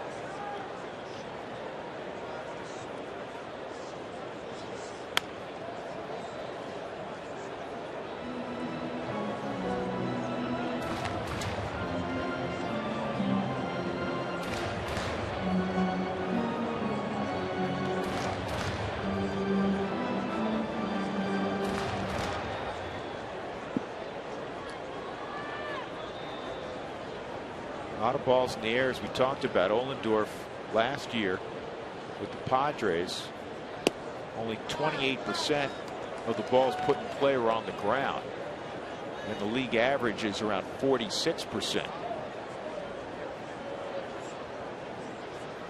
Now, if you have miss-hit fly balls, that's okay, but when you start having fly balls sailing out of the ballpark, that's when you can get in trouble. It probably was that type of a pitcher for the park he pitched in, San Diego's Petco. You know, he elevated balls, got it up. Was a Chris Young example. You made a great example of that in the second inning. His pitch to his ballpark.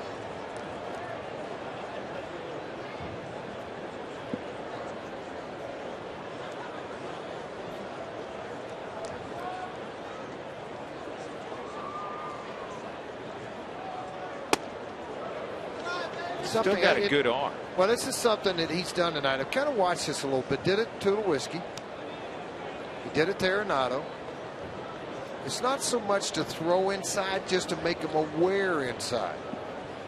He's done a nice job of that.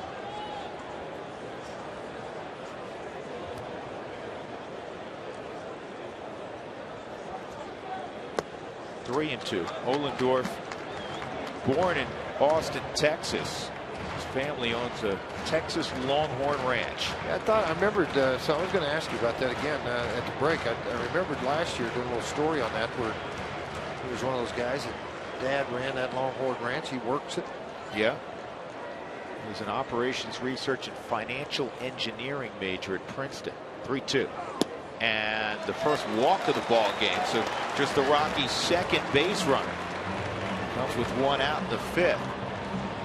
It's time now for Who's Flying High, presented by SkyVenture Colorado Indoor Skydiving.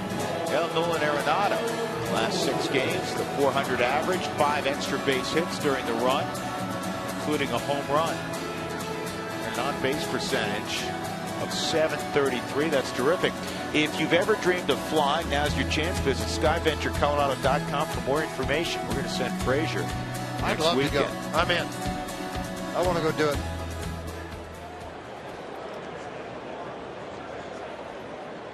Here's Colvin, lined out the second his first time, and he takes a strike. Well, Mark Stout recently went.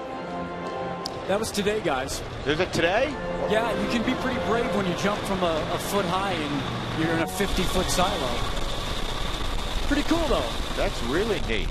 It's right down by Park Meadows in Lone Tree, adjacent pretty much to the mall. And it is exhilarating. Why are you acting like you just ran a marathon? All you did was fly around in the air. There's some physical effort involved, you come out Frank. and you're acting like you're all wore out. All you did was lay there and it blew you in the air. There's some spinning, there's some turning, there's a lot. You didn't spin or turn. I wanted to see somersaults. There's and a lot of handstands. core activity going on. Why didn't you wear a cape? to be like Superman. Drew. Yeah. I'm glad I had it. I was just happy I wasn't tethered. I don't look at that know. nice Like look Mark, on the face. I mean, you look just like Superman, by the way. Mark, I don't know if I could watch Frazier do this. Frazier, could you do that? Yeah, I mean, I'm watching you come out. You're looking like you're just like totally wore out. Did Jenny do it too? I want to see Jenny in there. Jenny did do it today. We don't have her on tape, I guess. Oh, yes, we do. I know we do. I got to see it. That's a strike, 2-2. How come everybody on the... Oh, Jenny, a tandem. Yeah, see, Jenny had the instructor with her. Well, you did too. Yeah, but you know, she did a couple of flips she didn't even mean to. She doesn't look as adept. You know, is that the word you want to use? No. Skillful. She doesn't look as tired, as fatigued, as worn out as you did.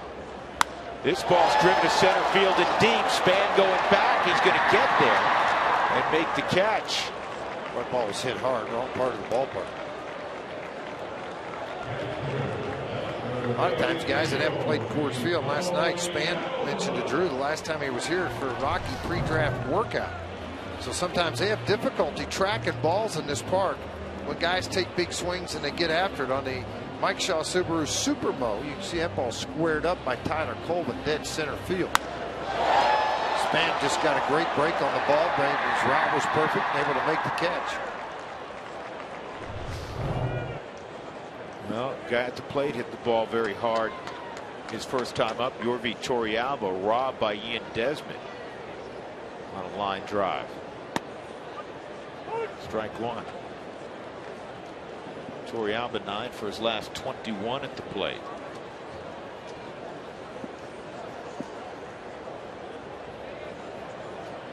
I think I'd be rolling on the floor in laughter watching the tape of you doing that. I'll go do it. Love to do it. I think that would be very entertaining. Jim Armentrout said he would even pay for my cape. Put the Superman cape on. I need a bigger room than that, though. I'm tall. I need. Yeah, you may. 1-1. And see, if you went in there, I think you'd probably start spinning me like this. You just sit there and grab my legs and throw me in a circle. I'm going to be doubled over on the floor laughing, so I won't be able to partake in any way. I'll be outside. No, you're going in with the suit and the helmet. Can't be the only guy. Stout can't be the only guy from Ithaca to do it. No, I would do that. It looks like fun. Here's the 2-1 and bouncing ball to third, and that's all for the Rockies in the 5th inning. And Ohlendorf has allowed a bunt single through 5 innings. That's it. Stout looks like Mighty Mouse.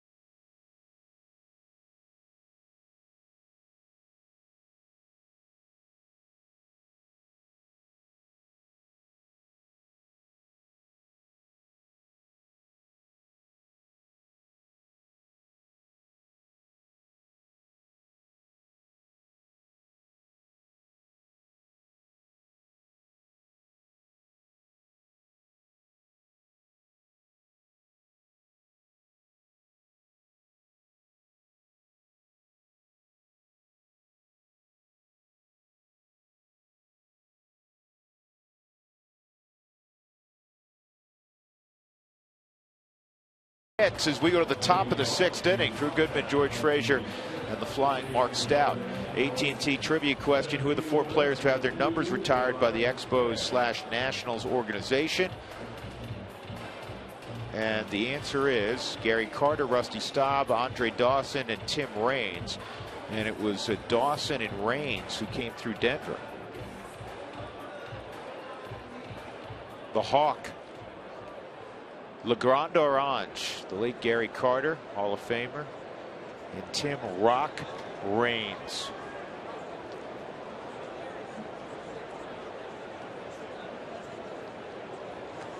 Denard Span will lead it off in the 6th inning. Then Jeff Cabernis and Ryan Zimmerman 83 pitches in for De La Rosa.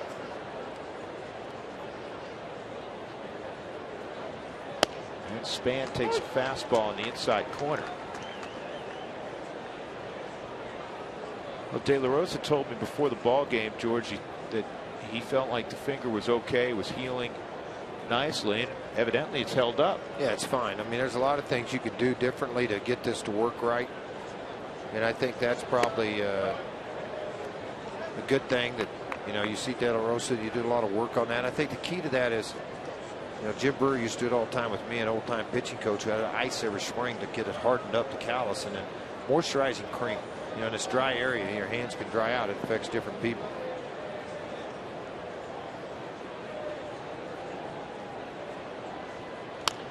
And Span hits a ground ball to Helton. And getting over there is De La Rosa. Well done. 1 out. Yesterday, late at night, I don't know if you caught it, the Dodgers and Diamondbacks got together literally. It became a bean brawl last night. Now, Puig has hit everybody. He got hit in the face by Ian Kennedy. It bounced off his shoulder. Fortunately, it was okay. It brushed his nose. So Zach Greinke, retaliates and squares up below the shoulders Miguel Montero. The bench is empty, nothing there. And then later on, Ian Kennedy throws at Greinke and he hits him on the shoulder and it skips off his helmet, and then it was on. And I mean, George, we haven't seen one like this in quite a while. No, he got after pretty good. And I think, again, when you start throwing up around guys' heads, you got some pretty strong people pushing around on each other. Matt Williams, McGuire. McGuire's getting after it with Matt Williams a little bit. McGuire's the one doing the barking.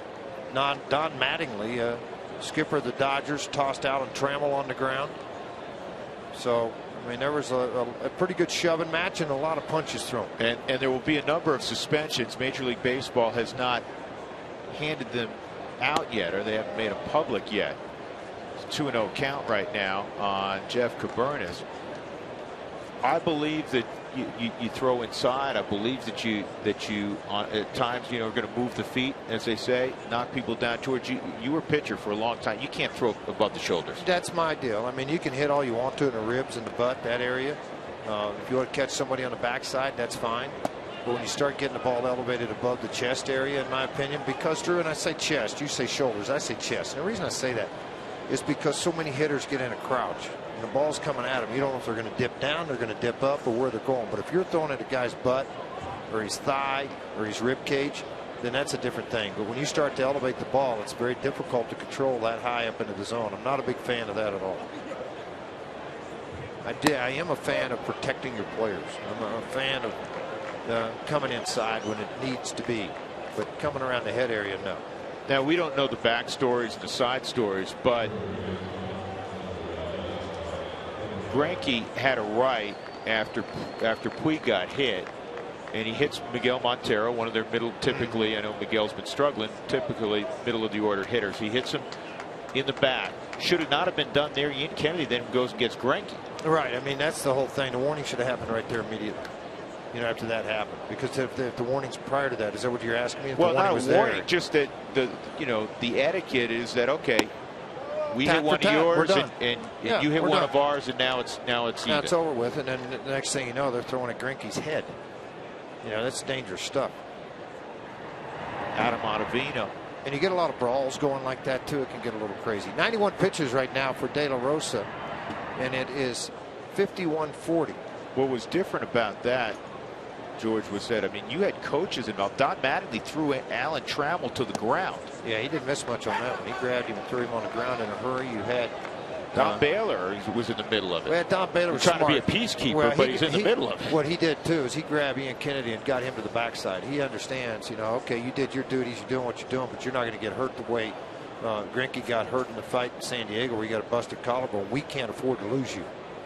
So he just got a hold of that part. And again, I mean, those fights get going and it gets pretty crazy at times, and it only takes one or two to keep it going. I mean, Clayton Kershaw smoked somebody in the middle of the pack, so he's probably going to get a day.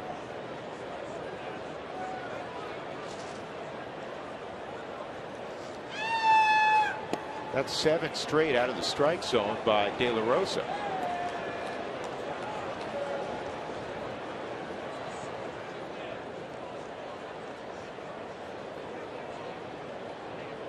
Well, we have a moment. We thank you, as we do every night, for texting in your questions to Toyota Talk.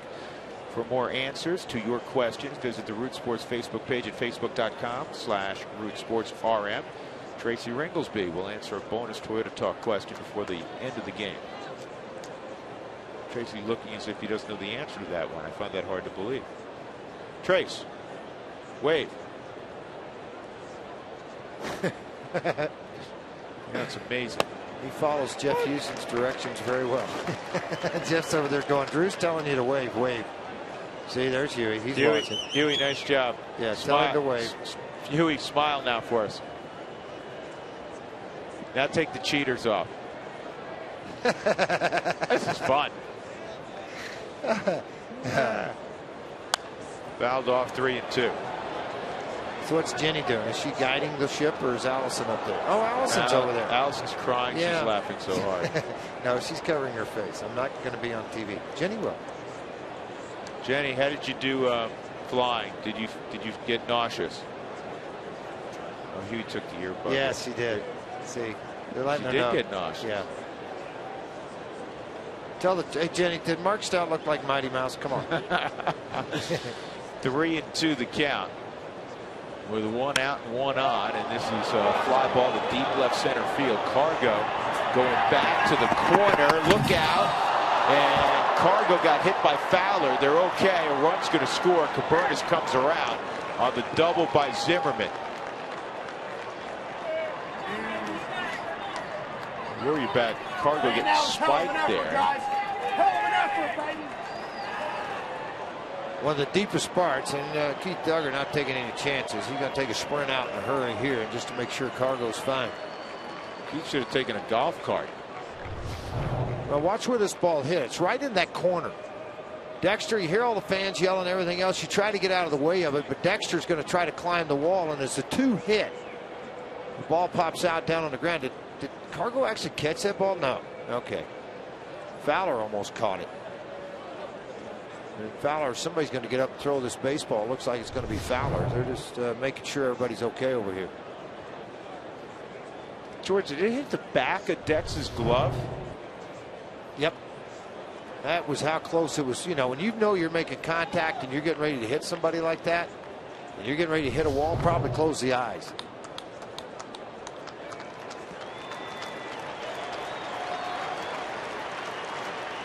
You see the cleats, there'll be new pads there tomorrow.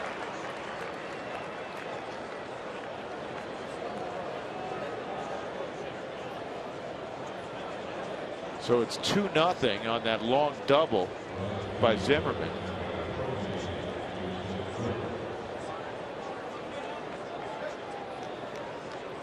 Here comes Walt Weiss out. Anytime you got that lineup card, looks like it's probably going to be a double switch. De La Rosa was to lead off the next inning.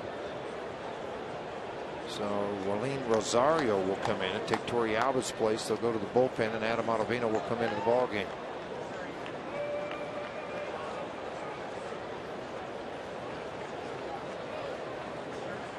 So De La Rosa goes 5 1/3. Adam Ottavino will come on. And we will step aside.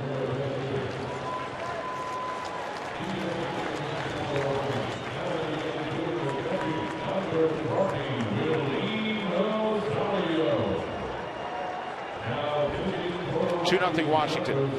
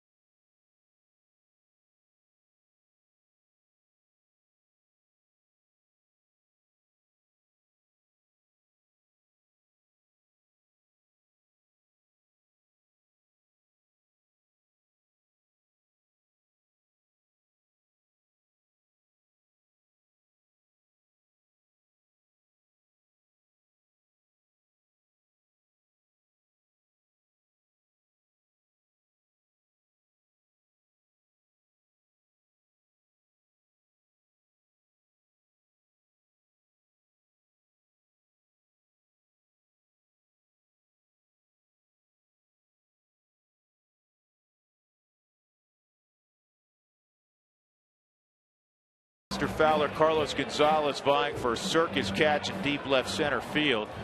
And unfortunately, they couldn't come up with it. Willeen Rosario's now in the ball game for Yorvin Torrealba. The double switch, Adam Ottavino, who's had a very fine year. 1.62 ERA will take over with Zimmerman at second, Jason Worth at the plate. Worth 0 for 2. 162 earned run average. The whip very good. Ottavino, devastating slider, so you can almost count on Worth getting started out, or at least seeing 2 of these in this at bat. Good fastball, inner half at 90.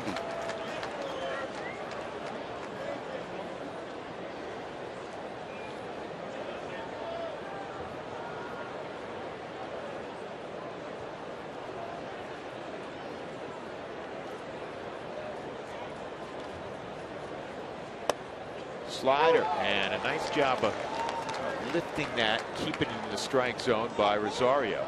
And it's an 0-2 count on Worth.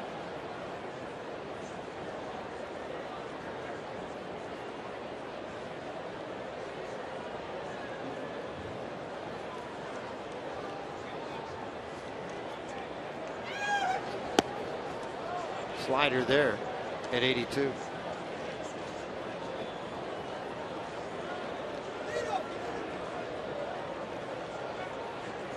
Ten innings for Ottavino. He's yet to give up a run in those 10 innings. That's all over the last 5 ball games.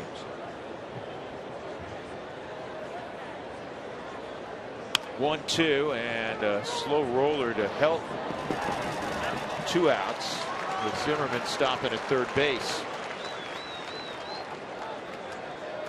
Well, the first 20,000 to the gates on Saturday, June 15th, will receive a Road to Rushmore poster, courtesy of Rapid Cities. Get your ticket for that ball game against the Phillies now. Don't forget, it's the Road to Rushmore poster, courtesy of Rapid Cities. And the Phillies will be in town for that. So you can get power tickets available for that ball game also. Rockies.com/specials.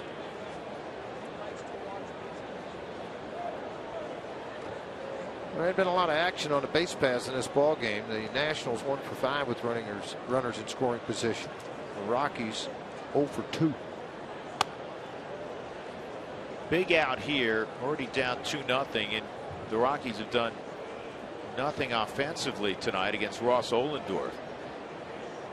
Get LaRoche, keep it a 2-run game. LaRoche, a fly ball to center field, and he was caught looking by De La Rosa, who struck out 5. Such an important role for your ball club, that middle reliever who can maintain a ball game. Don't let it get carried away. Why do you pop your knuckles? That's bad for you. Do you not know that? Crack my knuckles? Yeah, it makes your knuckles big. You're not supposed to do that. Once in a while, you just got to do what you got to do. Smart move here. Go ahead and put him on and face the right on right. Whoa. Well, that was not kind of close. That was almost a strike. Let's Johnny, see where that was in the 4th strike zone. Mikey, put that up. This is supposed to be ball 3, and it's a strike. It's off the plate. Yeah, a little bit. That was the old Johnny Bench on Warren Brewstar, wasn't it? Who was the hitter that he stood up on the 3-2 count and squatted down? They punched him out in the World Series. You don't remember that dude? I actually do now that you bring it up. The Rockies will go right on right, but you're facing a guy with a 14-game hitting streak in Ian Desmond. He singled in the first run back in the 4th inning.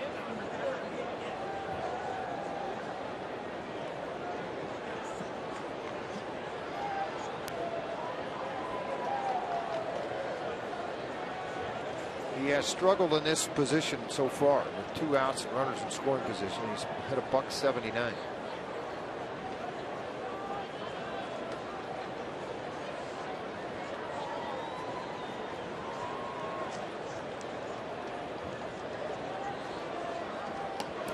That goes to the backstop, and see, that's where the short backstop has come into play here at Coors Field, because you got a hard surface back there.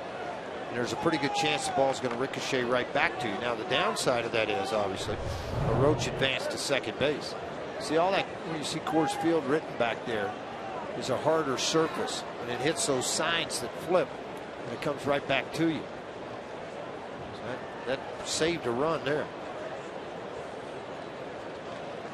LaRoche to second on the wild pitch.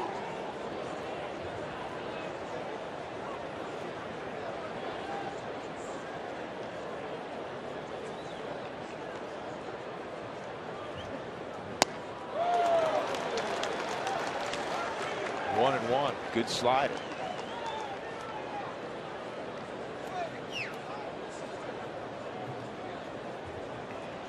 Tough spot in the ball game. Runners on second and third. You get beat with your best pitch.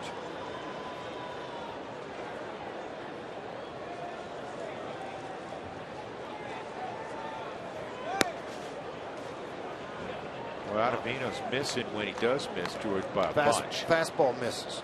It hadn't been missing too much with the slider, although this is where you try to do so. Drew, this is so funny. I know it's a tight situation. He's out on the mound right now.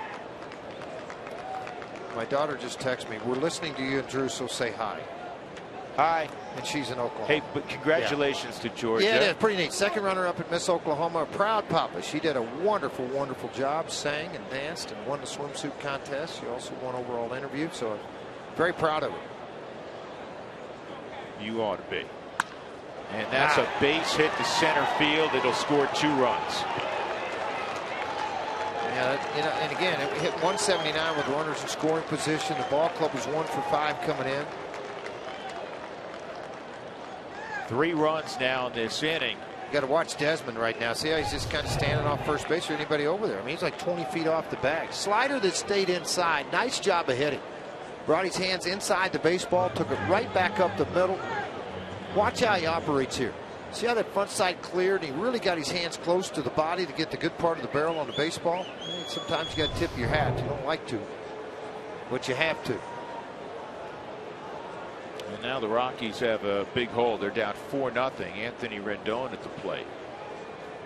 Desmond can run a little bit. He's got 5 stolen bases.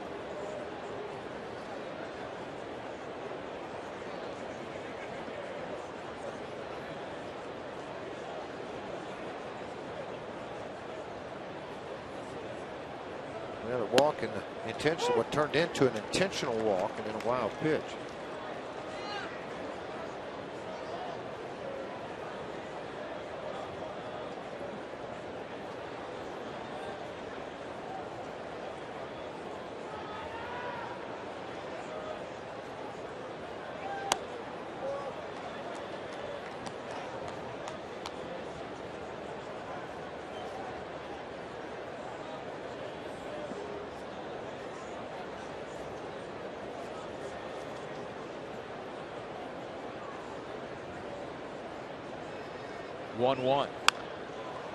And this is going to drop in center field. Because big swing too. You know, kind of throws Fowler a little bit out in center field because of the swing. That's a 7-game hitting streak for Rendon. That'll bring up Jonathan Solano. Big swing, but yet, you know, when you have that big a swing and a power type swing and you're out in center field, it freezes you. But this ball, look on the Mike Shaw Subaru Supermo. Watch contact freeze right there. Look how far off the end of the bat that thing is. I mean, it's like nubbed off the end of the bat. Jimmy Wright's going to go out and have a conversation right now with Adam Ottavino and Willeen Rosario to get them on the same page, get this inning over with. 2 outs, and they have scored a few runs here with 2 outs.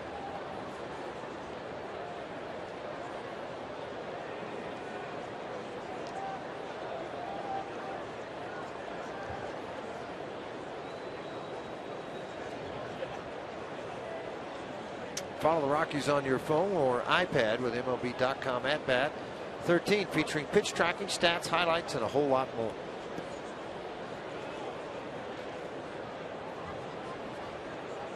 Good crowds here at the ballpark, man. The rock pile's full. More than 33,000 last night. Nice. Play good baseball, people come to watch you. It's like a similar crowd tonight. Boy, Ottavino. Not much of a grip on the baseball right now, because that's a slider flying out of your hand. He's struggling with either grip or release point. There have been some big misses. Yeah, I mean, this ball, just see how the elbow collapsed in and then the hand worked under the baseball. Then when you start to fight for all that stuff, it just gets really crazy.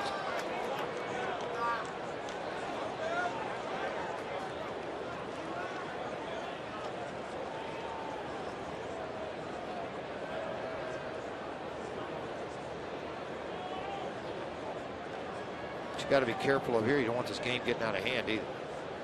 this Rocky offense, you could do some damage in a hurry, but you're 2-0 and you got an 8-hole hitter up. Pitcher's up next. Now you fall into 3-0. Nobody's up in the bullpen right now.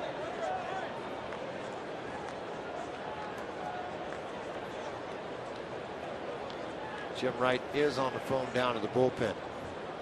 Ottavino well rested. He has not worked since June the 8th, 4 days ago. And he's just walked Solano. And that'll bring Ohlendorf up with the bases loaded.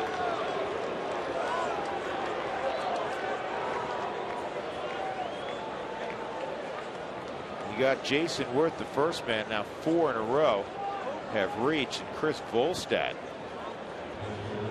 just activated today. He was around the club yesterday. Rockies brought him up just in case the finger flared up, the cut on the finger for De La Rosa, and he had to, leave early in the ball game. Eric Young was designated for assignment, which means he goes on waivers and the team claims him. The Rockies could work out a trade with that team. It's a 10-day, potentially a 10-day process. A lot of times it goes very much quicker than that. If nobody claims him, Rockies can place him in AAA Colorado Springs. And so 2 on Ohlendorf. We're talking about command right now for Adam Ottavino. A couple of walks in this inning. So I know one of them was intentional, but the count went to 3-0, and that's why they did it. But only 4 walks in his last 15 ball games. Typically around the plate. And he strikes out Ohlendorf. In the inning, 3 runs for Washington on 3 hits, and it's 4-0 Nationals.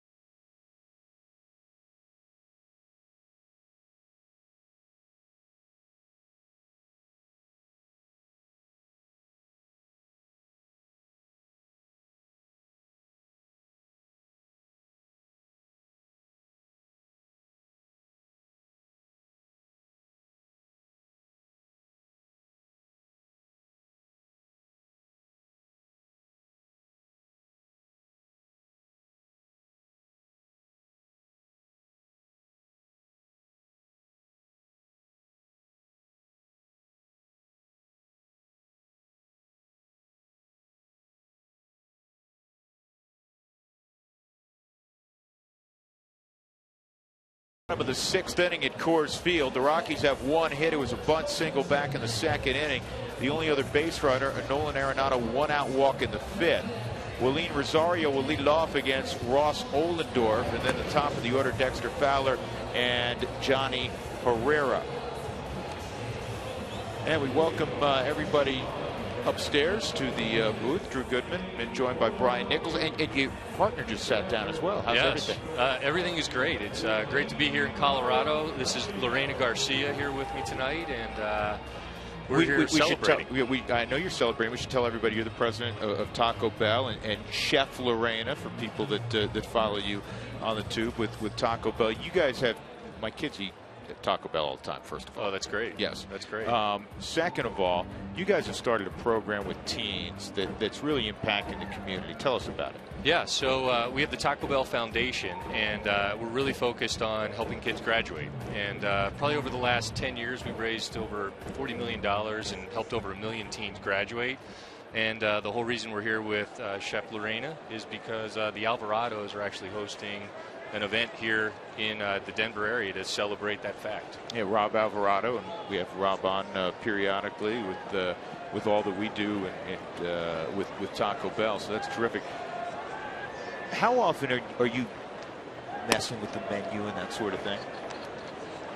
Oh, we got to put a headset on you. I didn't even recognize we got to put a headset on you. Otherwise, we can't hear you. There it works? There Yes. We work very closely with my menu, the Cantina Bell and the team at Taco Bell. And let me tell you, for me, it's part of being in the family, and this is what we do. I love that we all work together into motivating the kids to graduate and understanding that there is so much to do. There's so many opportunities, and that Taco Bell with the foundation and the Alvarados are doing so much for this cause. So I'm thrilled to be here. And it's kind of take off on a line that we say a lot with the Taco Bell slogan, Live Más. That's right, Live Más.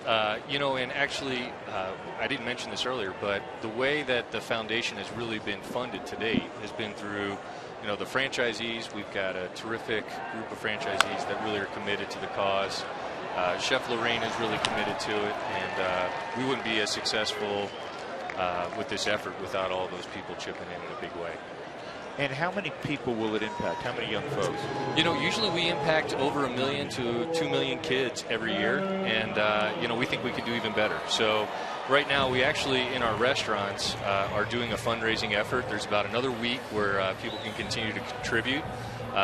You know, and I have yet to meet anybody that doesn't think it's a good idea to help our young kids graduate. So we're really excited about helping these kids get to that level. How many restaurants are there in the United States? So we've got over 6,000 restaurants in the United States, and you know, luckily a lot of kids come very often. We've got like 37 million people come by our restaurants just about every week.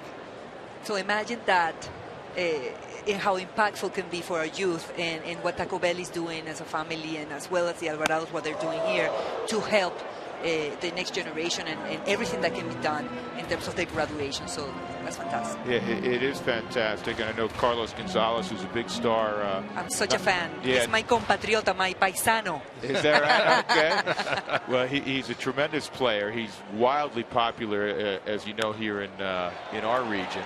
That's just foul. We may need to name a taco after him. That's not a bad. You know what? That's not a bad I'll idea. help to produce the recipe for him. Perfect. And you'll be pleased to know he is he is a great kid. He handles himself well. He's a humble kid, and as I said, an immense talent in the game of baseball. So it's nice that he's a huge idol in Venezuela, my country. He is the man. So I'm excited to be here and watch him play. Well, we had another hero many years ago in Denver from Venezuela, the Big Cat, right? Galarraga. You kidding me? He's wow. Big name, absolutely. Yeah. Well, that's terrific. We appreciate you guys coming by, and we will continue to promote it here, and we wish you guys all the best with that program. It's terrific. Well, thanks for having us. It's great to be here, and you know, luckily Denver's a big fan of Taco Bell, and we're a big fan of Denver. So thanks for having us. Great. Thank you, Brian. Thank you. Appreciate it. Chef Lorraine, are we going to see you on television anytime soon? Yes, absolutely. We're cooking a lot of things together, so we'll see. Beautiful. Be on the lookout in the next couple weeks. Absolutely. There you go. Hand the Rockies a little bit of luck. They need to come back here. There we go. Folks, thanks very much. Appreciate it. Thank you. Thanks for having us. You bet. So Dexter draws a walk with 1 out.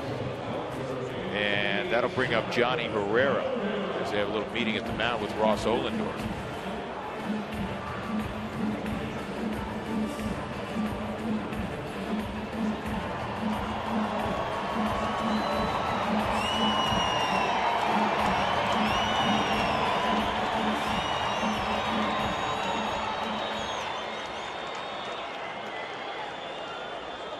Herrera with the only hit for the Rockies. It was a bunt single back in the first inning.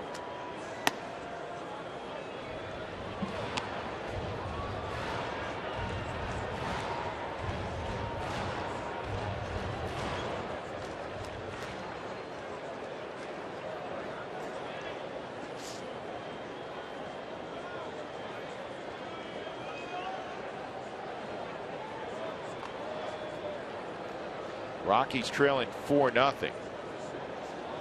Started the day a game out of first. Arizona in first. The Giants lost again tonight at Pittsburgh, 12-8. So they're 2.5 back.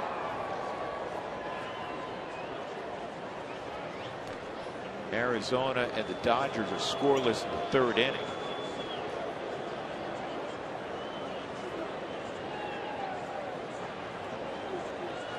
scoreboard concerning the NL West. The Padres won in Atlanta 5-3.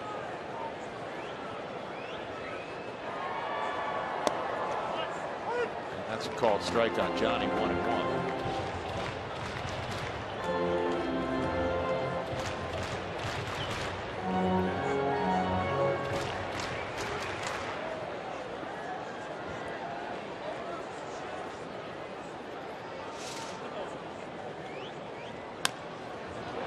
Slowly hit the second, and pretty good play by Rendon to get the force out as he fired to Ian Desmond. So 2 outs, and that'll bring up Cargo.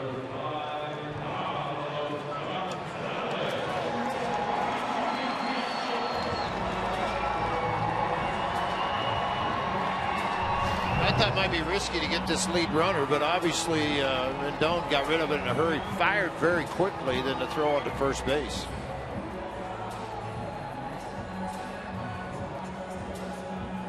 Yeah, a little joking going on there with Dexter and Desmond.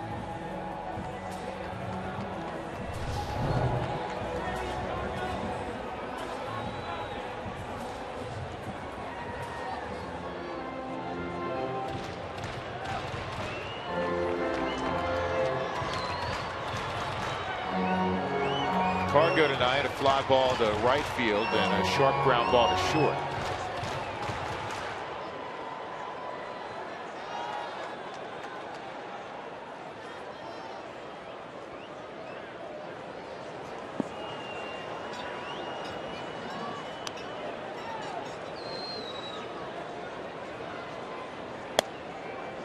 I'll tell you, he has been spot on with this stuff.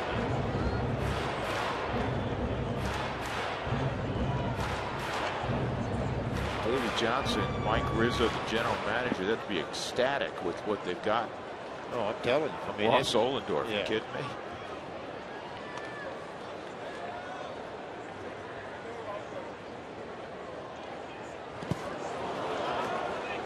A 2-strike count on Cargo.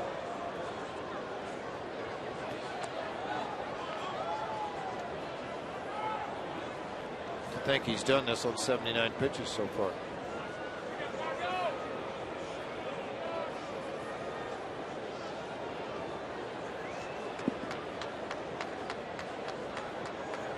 Stammen and Abad, right-left combination going down in their bullpen. Abad last night, impressive, up to 95. The Houston Astros released him. What happened there, Drew? I don't know, and he's been perfect in a Washington uniform. Signed as a minor league free agent.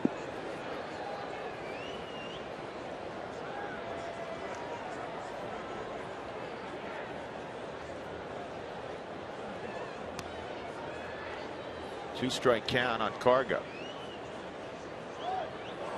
Johnny takes off, and he's going to swipe second base. Johnny, the first one of the year, he had been caught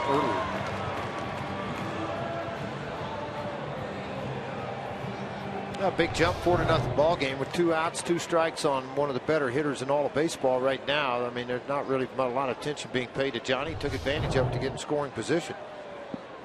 Peck away, peck away. You get one here, maybe 2 with 1 swing.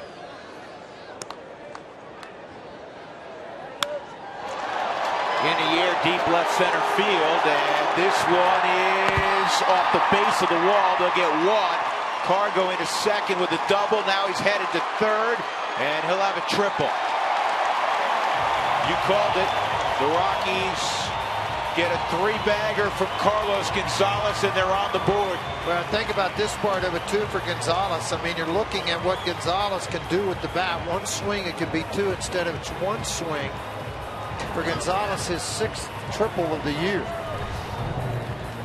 And his team-leading 52nd RBI.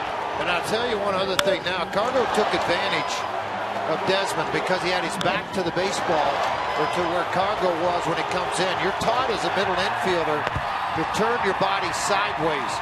So now you're in a position to throw the ball there. And it's up to Rendon to let him know. But it was a very off-balance, awkward throw to second base versus having the body in a position to turn and throw a snap throw. Here's Tulo. And it's high and in, ball 1. Boy, it'd be huge if Tulowitzki came through here and picked up another 2-out RBI.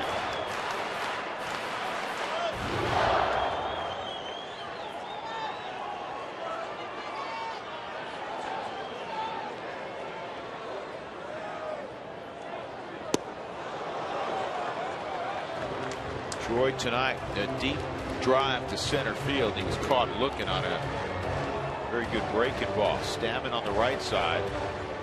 We mentioned Abad on the left side. Looks like Abad's ready. And you're wondering with Tulowitzki, it's not just with runners in scoring position. It's with 2 outs and runners in scoring position. 375 on the year.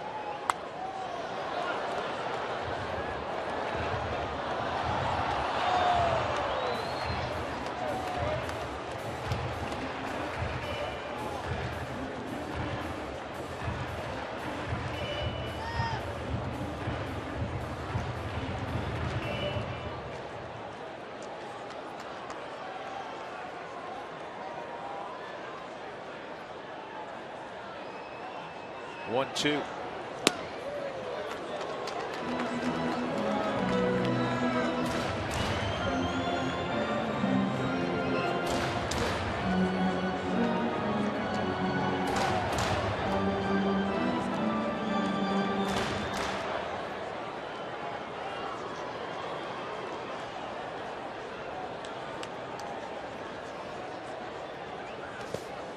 They're really going to overamp that one. Hilton on deck.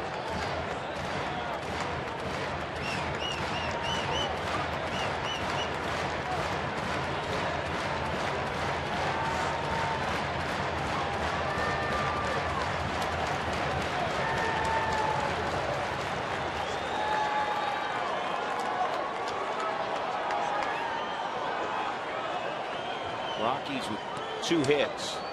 Only one that's left the infield. Triple a moment ago. High fly ball down the left field line. This one has home run distance perhaps, but it goes foul.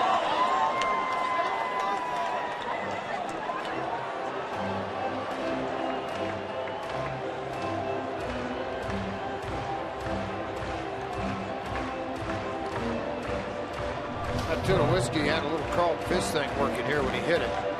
Kind of looking at it. Is it going to stay fair, and is it going to have the distance? Just foul.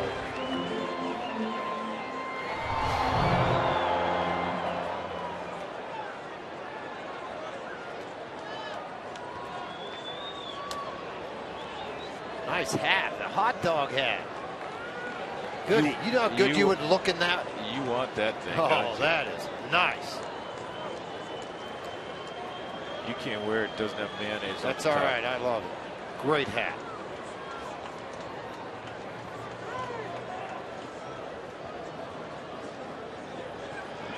Got a miniature hot dog hat too. Well, hopefully Tulowitzki will launch one. Up on the third. The kid's got a cape on. Maybe he's going to get a souvenir right now, because that's headed into the third deck. It's hard to do to pull the ball that far third deck. Those folks, when they sat down tonight, weren't thinking they were going to be getting a baseball.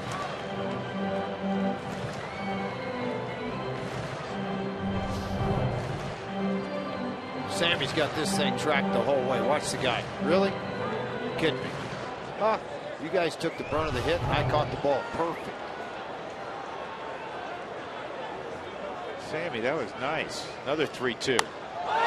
In the air, center field, and deep but playable. Rockies get a run, though. Johnny Herrera comes around on the triple by Carlos Gonzalez. It's 4-1 as we go to the 7th.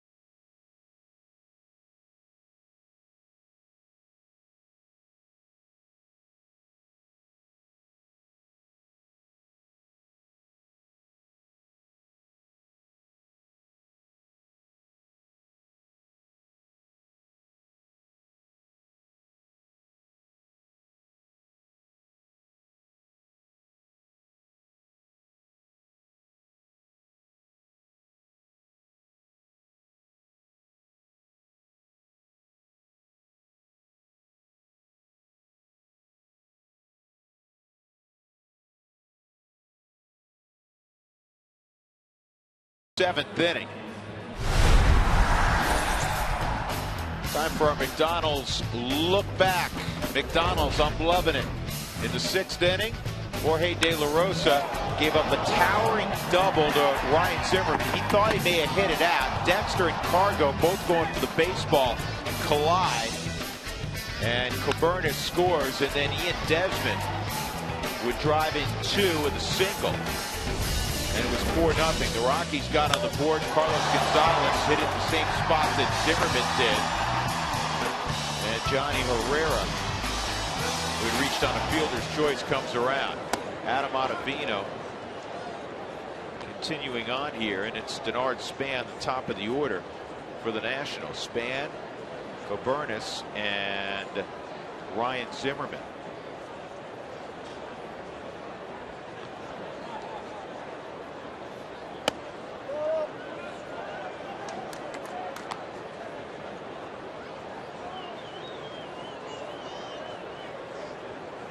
So far, 24 pitches from Adam, and 14 have been out of the strike zone.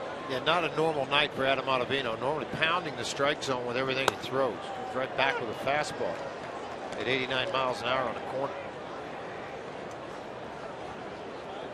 Book on De La Rosa, 5 1/3, 3 runs, all of them earned, 4 hits, a couple walks, 5 strikeouts.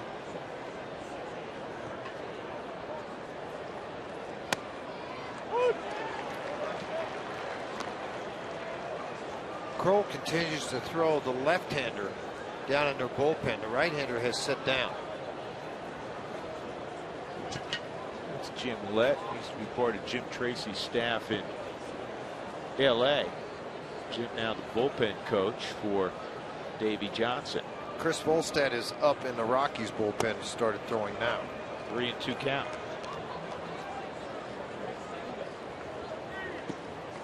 Middle relievers typically are in the 30 to 40 pitch range. That's over a 3-inning span. Right now, 27 for Ottavino.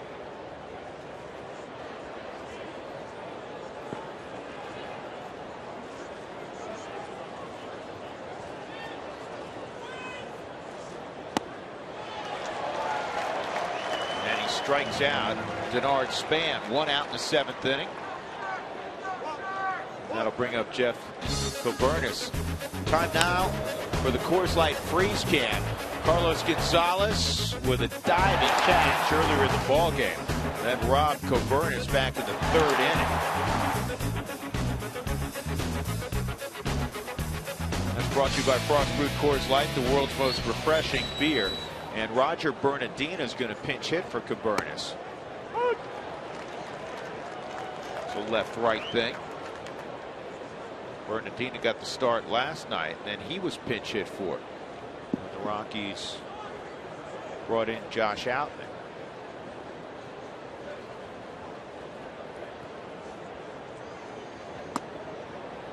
One and one.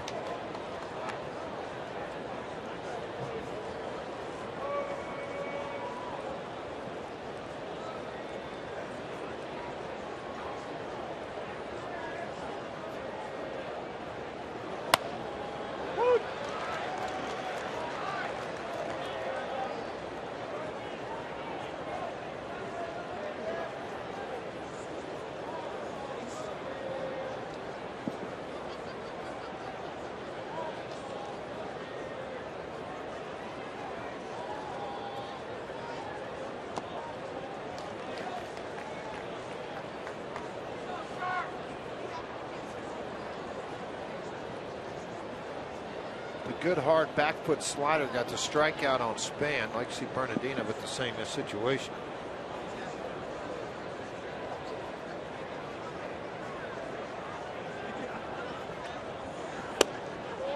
Two and two.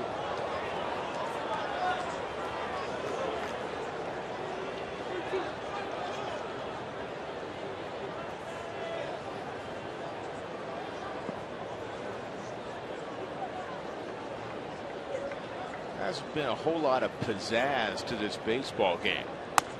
And Bernardino, she was 3-2, draws a walk. 3rd walk allowed, 1 intentional. by Adam Ottavina. Bring up Ryan Zimmerman.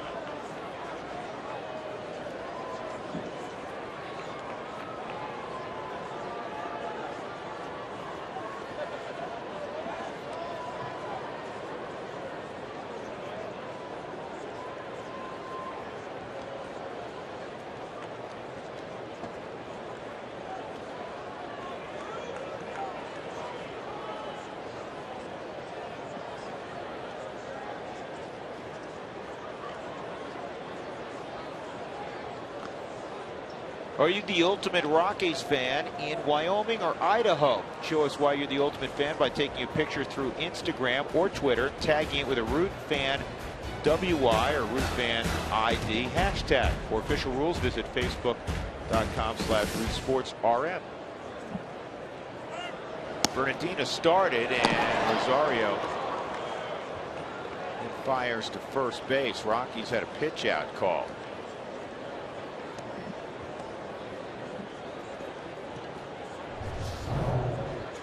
You see the big move made here, and with that pitch out and the snap throw down to first base, but Bernardina very quickly back to the bag. Got a big lead again.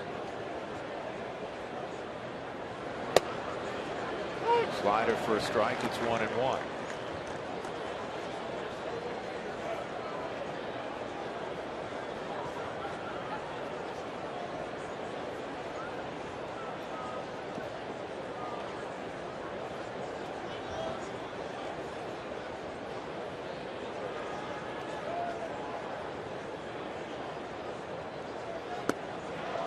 Zimmerman waves at that. It's 1-2. Really good slider from Ottavino. Outer half of the plate. Going to see that good follow through and snap on the outside corner. That arm speed and the reaction off the baseball.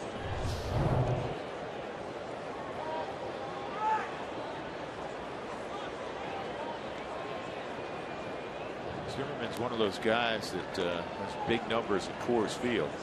364 in his career.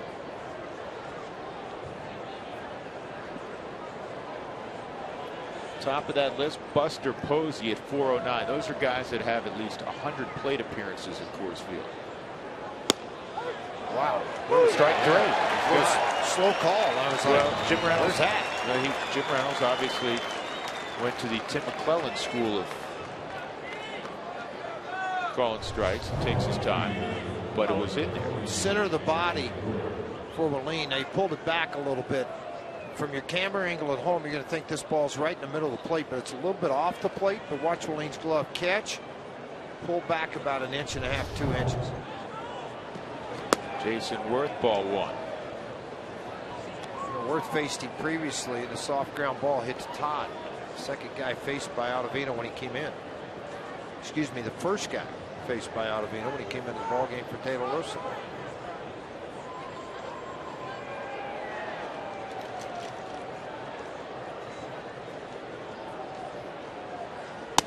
If you're one of the first 10,000 fans on Friday, June 14th, you're going to receive a "We Want Tacos" T-shirt, courtesy of Taco Bell. Get your tickets today for the ball game against the Phillies.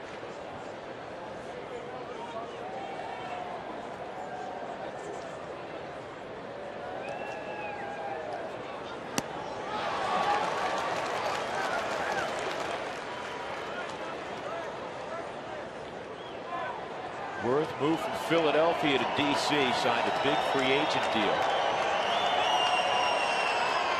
in the offseason before the 2012 campaign. See if he's going 1-2. Bernardina's not going, and it's a line drive, gloved by Johnny. That ball was smoked. That's all in the 7th inning for Washington. Stretch time at Coors Field. The Rockies need a rally. They trail 4-1. 9 outs of offense left to work with.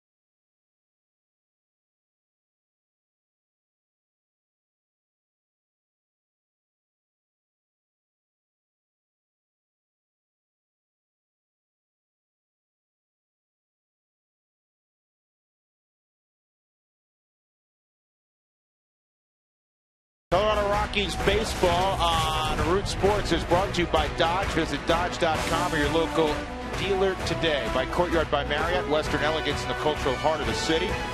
By Connect for Health Colorado, when health insurance plans compete, there's only one winner, you. And by Jeep, visit Jeep.com to learn more.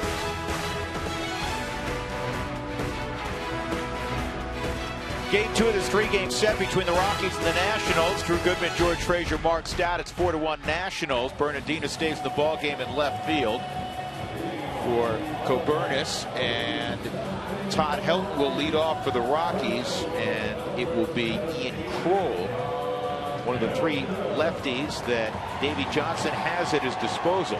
Not much innings, though. You see that 2 2/3 running a gamble here a little bit. Bring the lefty in to face that kind of sight unseen type deal. With a good arm, quick arm action. Coming in at 93 miles an hour.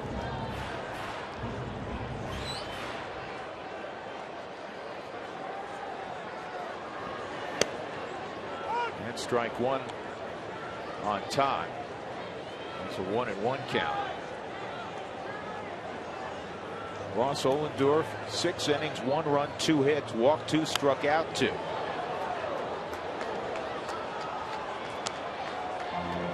Talk about giving a club a lift. First of all, if it's an emergency start, that's a tough demotion. You know, really, give up 2 hits, 1 run at Coors Field, 6 innings. Did a heck of a job. And that's strike 3, 94 mile an hour fastball. They got some lefties that can bring it. Bod last night was throwing in the mid-90s. Yeah, and Kroll comes in here just firing. I mean, outside corner on the black. So difficult to try to pull the trigger on it. Remember, too, nobody's seen this guy. I mean, he's just painting outside corner. Todd looking at it, thinking about offering to it, and gets rung up by Jim Reynolds.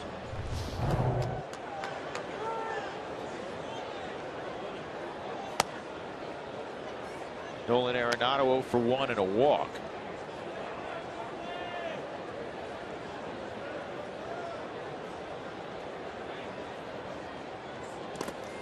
It's down 2-0.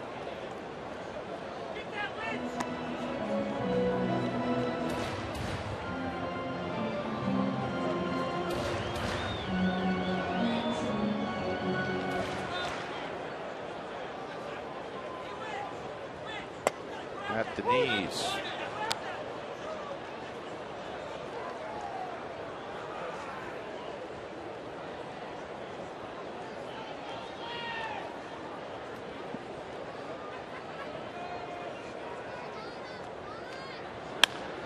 This ball crushed to left. It's got a hook on it. It's going to go foul.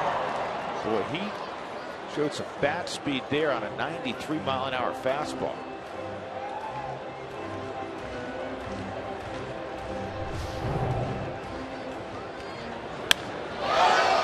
Top hand through, didn't he? Elevated heat, too, and he knew it. Boy, he's mad. Just pulled it a little bit quick. Crushed it, though. Squared that thing right up.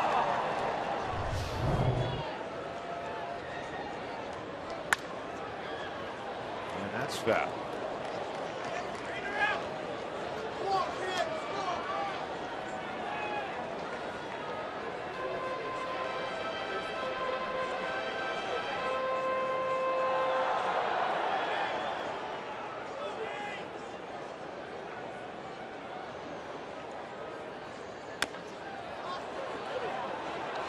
Zimmerman, 2 outs. Let's go down and check in with Mark Stout. Mark?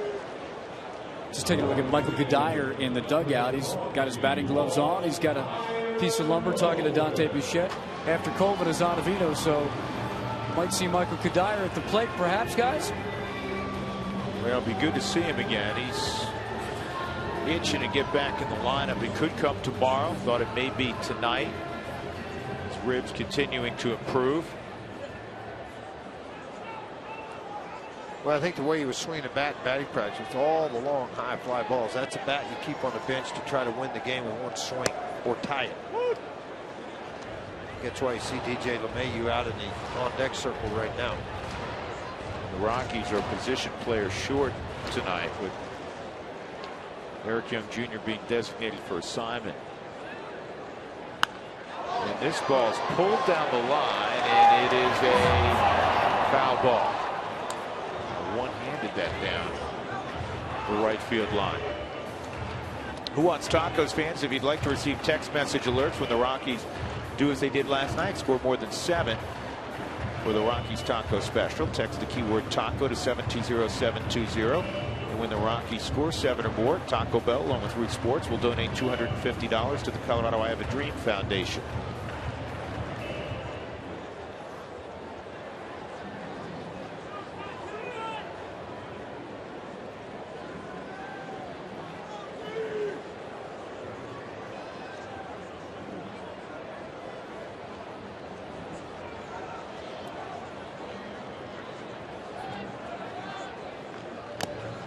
Kroll was brought up from Double-A out of the Eastern League, where he'd thrown in 21 ball games, 26 innings, 14 hits, 7 walks, and 29 strikeouts.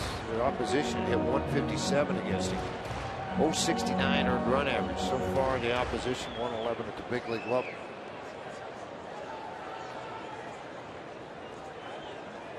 Remind everybody, tomorrow's an afternoon affair here at Coors Field. No television.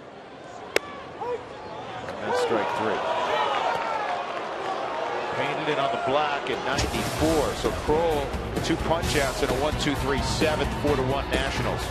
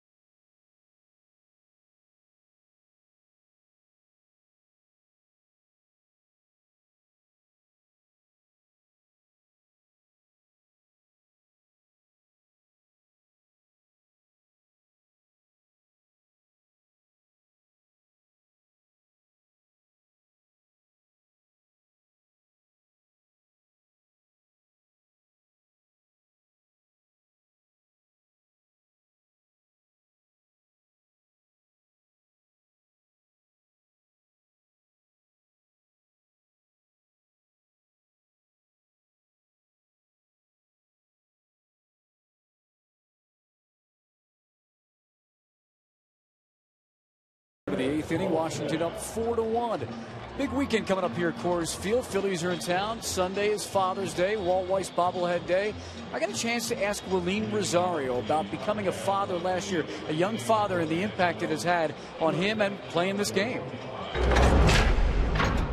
100%, because now I'm a father. Now I need to do the thing a lot better. Now everything I'm gonna do, I need to think twice, because depend my family, my wife, my son. So what about tomorrow if I do something wrong now, and my son maybe 20 years later he do the same? How am I going to tell them don't do it? Like father, like son, he's learning well, and we're being honest about that. So yeah, Father's Day, by the way, on Sunday on Rockies Weekly, right after the game, we'll hear from some of the Rockies about how their fathers impacted baseball and the way that they go about things. Drew and George? All right, Mark, we will look forward to that. Head on right. This ball's well hit right center field and it's off the wall. And Adam LaRoche has a leadoff double against Chris Volstad. Yeah, Volstad's coming into the ball game. Chris had thrown the ball a lot better since going back down. And again, at AAA this season, you see 3-1, 40 innings pitched, 58 hits. You know, the difficult thing there, looking at earned run average and batting average against, is very difficult at the AAA level. because of the high altitude and the parks they play in. Volstead had been up to 94 in his last start, had thrown the ball better. But here, not so good against LaRoche, who comes up with a double off the wall.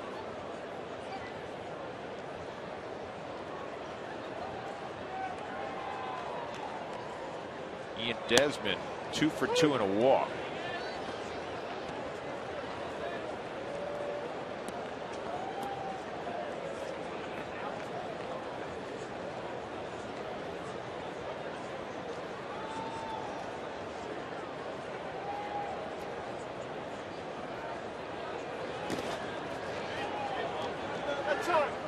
Quick note here, Tulsa did beat Arkansas tonight, so they took over first place in the Texas League. Beat them 3-2. Gomez the winner. You know, swinging the bat. White to save. Georgia, that's your hometown, so you know better than anybody. But Nina, man, every time I look up, he's got a couple hits. He and Kyle Rolling, the Grand Junction native. Rolling's got 50-something RBIs now there. I mean, he has done just an outstanding job. Long throw for Johnny. Going to get him. Good at bat for Ian Desmond as he hit behind the runner, and now LaRoche is 90 feet away with the Rockies down 3 runs. They'll have to bring the infield in. What's next is brought to you by CenturyLink. Tomorrow, Ross Detweiler comes off the disabled list. The left-hander will go against Jeff Francis. Francis making his 10th start, for Detweiler his 9th start. Detweiler has a good ERA despite the league hitting .306 against him.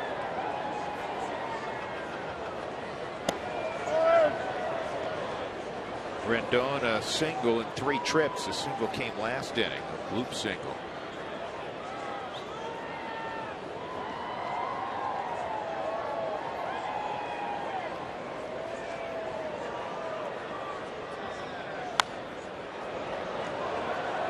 LaRoche obviously not a flyer at third.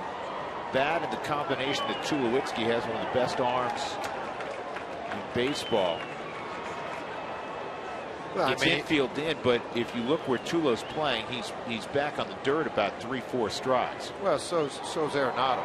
He doesn't need to be uptight either. He's got a very strong arm. That won't matter. That ball's a gapper. It's going to be 5-1. Rendon is going to stop at second with a double, his second hit of the night, his 5th RBI as a big leaguer.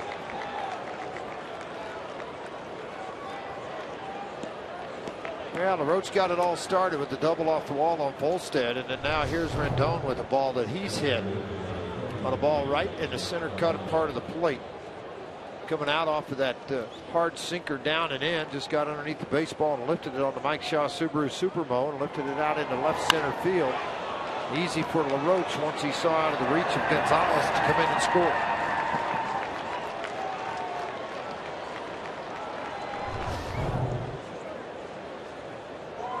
Solano at the plate. His brother Donovan also has been a big leaguer. He recently got sent down by the Marlins. He's a second baseman. You know, you mentioned Nina, the second baseman at Tulsa. He was Texas League Hitter of the Week last week. He's hit .309. This ball's hit well to right field. Colvin should get under it. He will.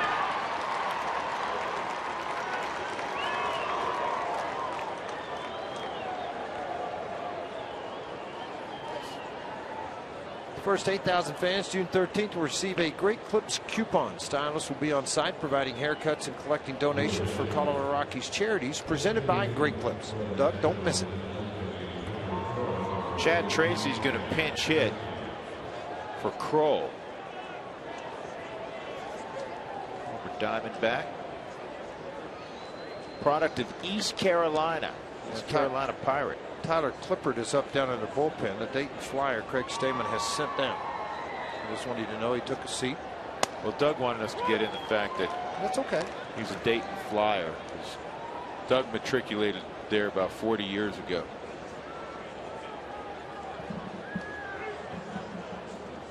Doug enjoyed school. He did for a long time. He was there for 8.5 years. Hey, if you could trick, let me tell you what, if you could trick your parents into 8.5 years, that a baby. That's the way I look at it. And I put through 2 college. I got 2 through and 1 about to be done. Well, hold on a second, because Georgia, who keeps winning all those beauty contests, she's been going for a while now. Right. And fortunately for Parker, signed with the Rockies, he has the college fund built into his contract. But yeah, Matt and Brian, yeah, well, they had 5 years, and you better get it figured out, boys. I'm telling you right now. Another run for the Nationals. They're up 5-1 in the 8th.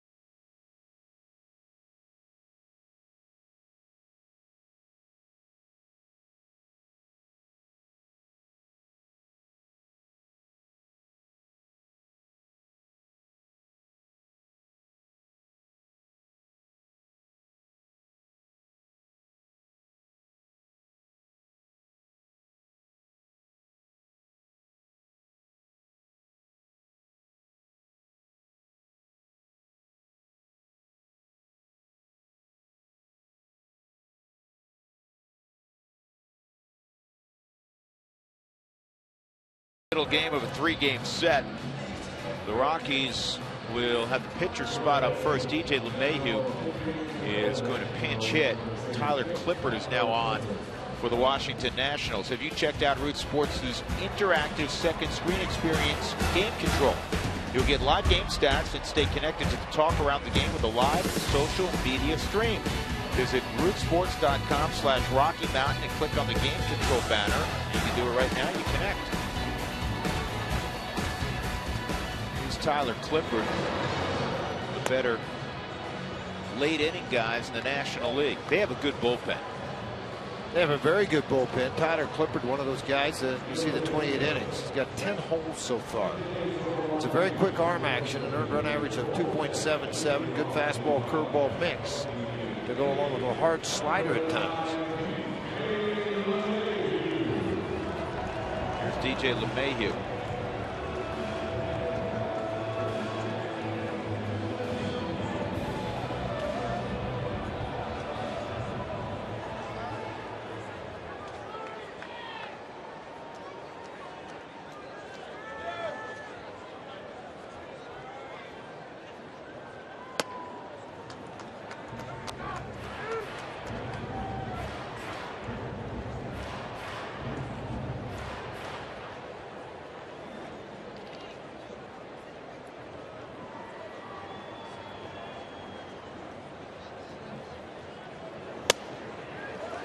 You know, I always like to look back. I love the history of baseball.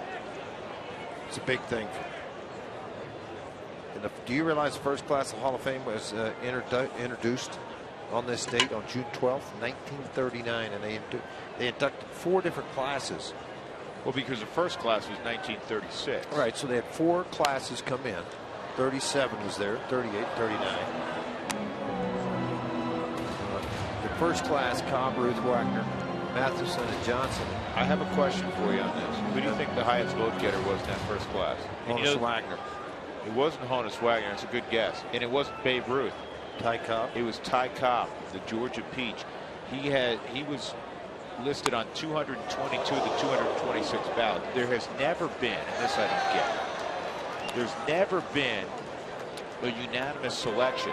The guy that has garnered the highest percentage, it's above 98%, is Tom Seaver. nobody's been. I mean, Henry Aaron, Willie Mays, Babe Ruth, none of them They were just made unanimous. They just made writers mad. That's why. 2-2 on DJ, and it's fouled off again. And the rules haven't changed since 1936 when they first started voting.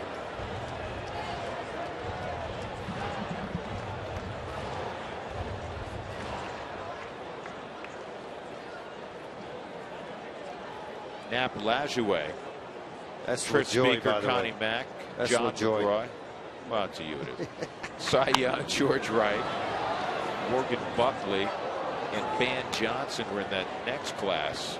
Morgan Buckley, and Van Johnson were execs. John McGraw was a manager. Cornelius McGillicuddy, a manager. How about Alexander Cartwright, the early rule maker? No, that's Little Haas's Grover, Cleveland Alexander, Henry Chadwick, the inventor of the box score, batting average and ERA. I never knew Chadwick invented it. Doug always told me he did. And I believe everything he tells me.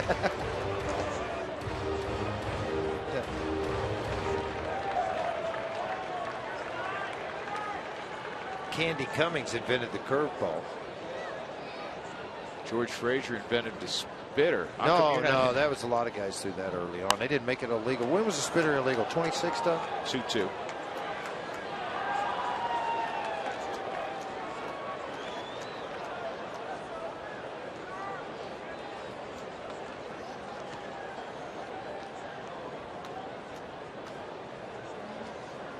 Wee Willie Keeler, Lou Gehrig, Eddie Collins, George Sisler, Cap Anson, Buck Ewing, among others in that class of 39.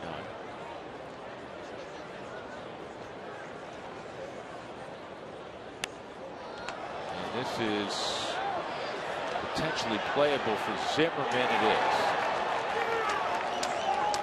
And LeMahieu's gone. First out in the 8th inning. That'll bring up Rosario. Doug, you didn't answer the question. I said, when was it illegal? And you said it was grandfathered in 1920.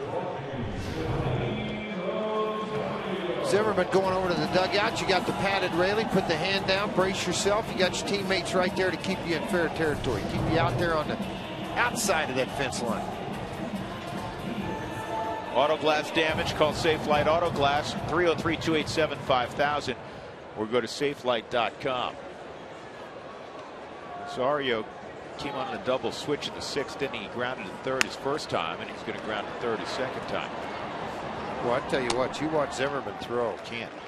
I mean, it's painful to watch sometimes. Great player. His shoulder's not right, George. I mean, you watch his throwing motion, folks, not a normal. It's a real long one. Watch how he extends his arm back and really gets all together, and then just kind of flips it over to first base. I mean, his shoulder's not right. And he is a tremendous player. Boy, I hope that gets fixed. Dexter 0 for 2 and a walk. The Rockies have 2 hits, folks. A bunt single in the first by Johnny Herrera, and an RBI triple by Carlos Gonzalez in the 6th inning.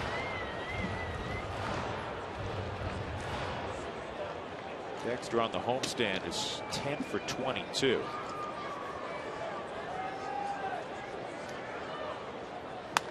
And that's foul.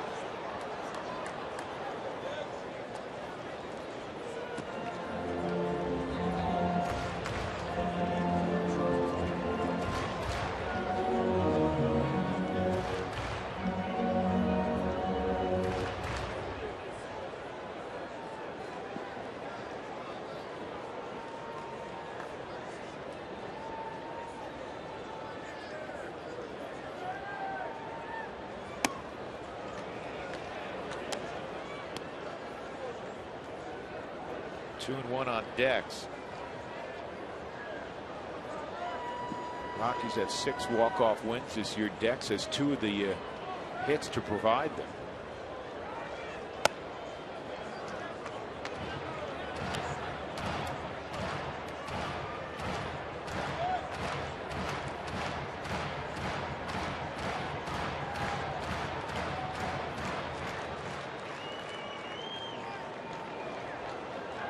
Dodgers now leading Arizona 4-2.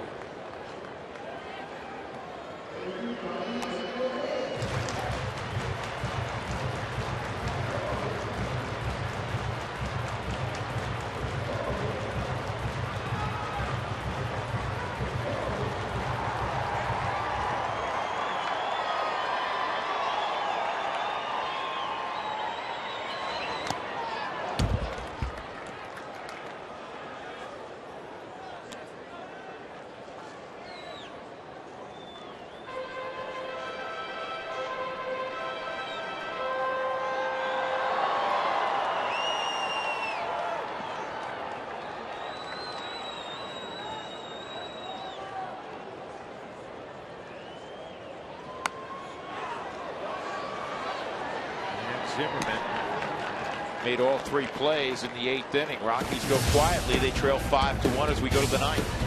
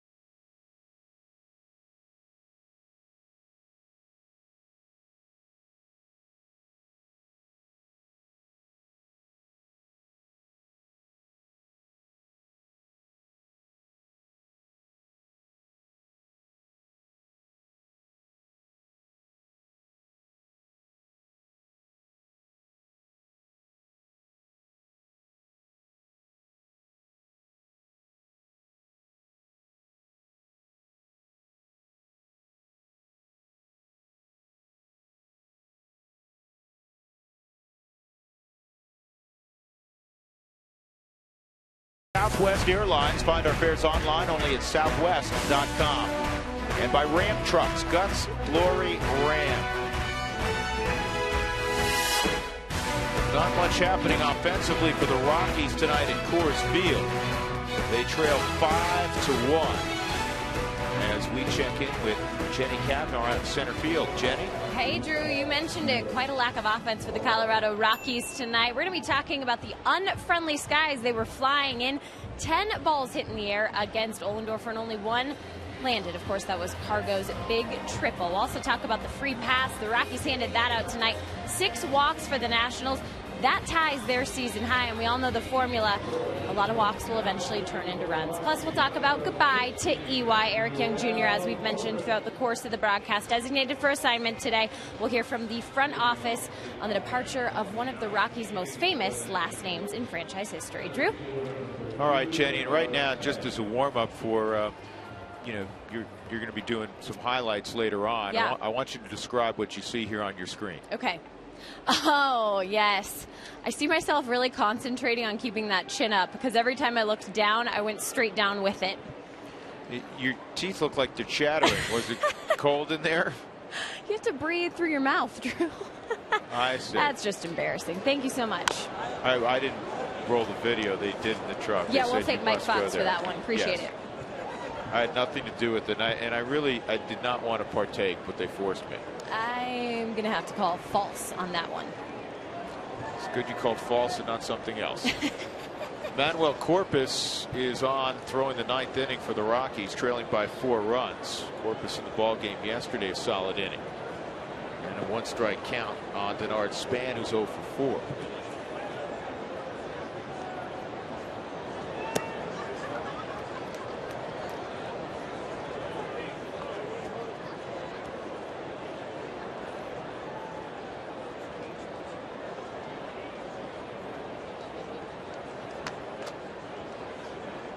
Rockies have been out at 8-2 in the game.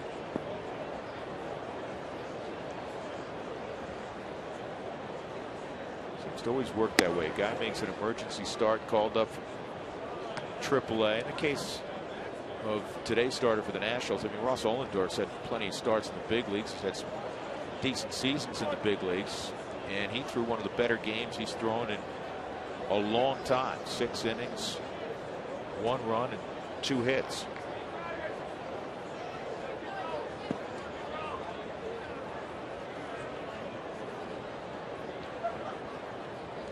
Volstad went 1 inning, gave up a run on 2 doubles. 3-1.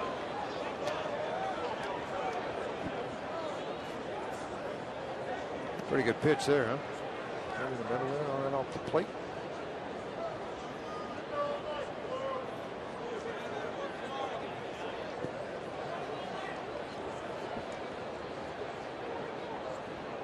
Here's the 3-1 from Manny. Outside, ball 4. Went a changeup, 3-1.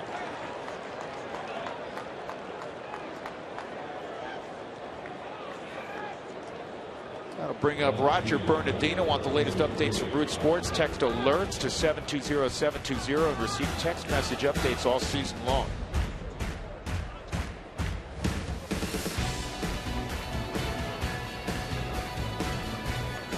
Rockies 3-2 on this 10-game homestand.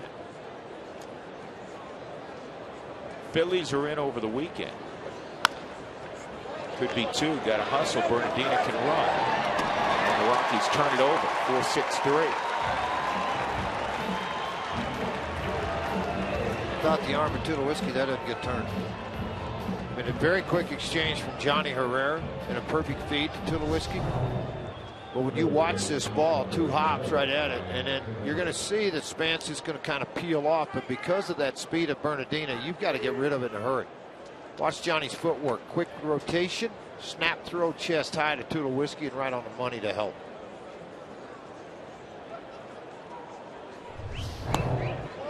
Good job all the way around. Zimmerman tonight is 1 for 3, an RBI double in the 6th. He walked in the 4th. A couple of runs scored tonight for Ryan.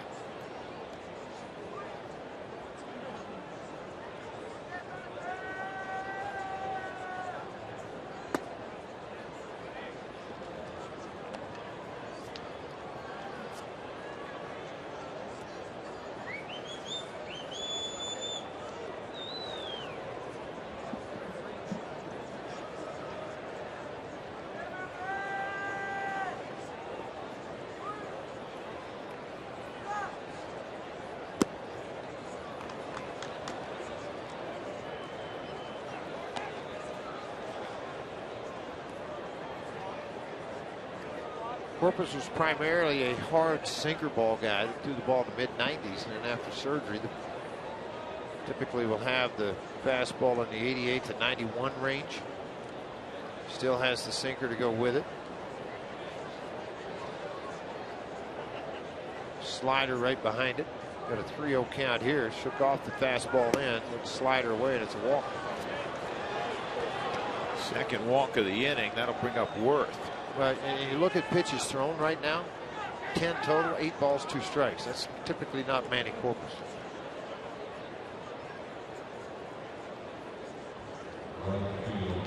Fortunately, one of the strikes he threw turned into 2 outs.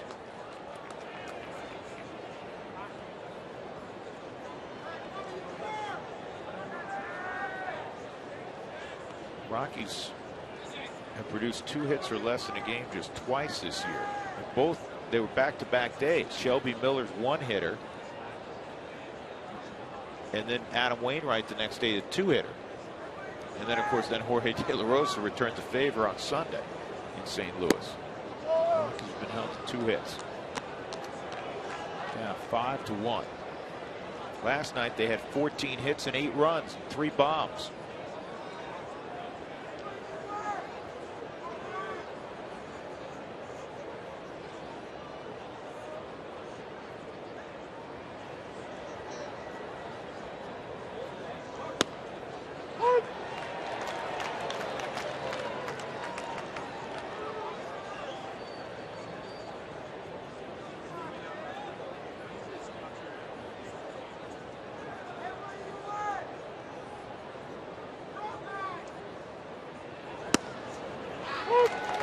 Strike 1 and 2.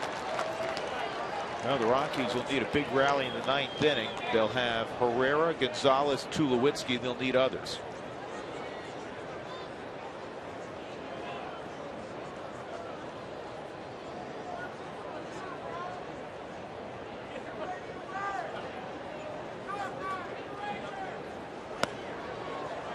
Rafael Soriano The former closer of the Yankees is up.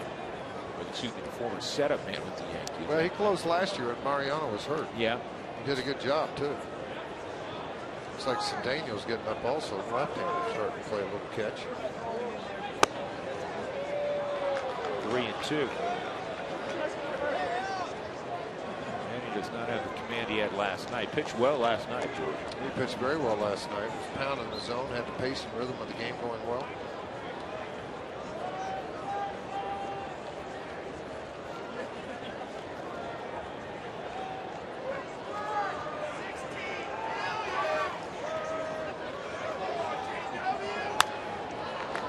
Fouled off.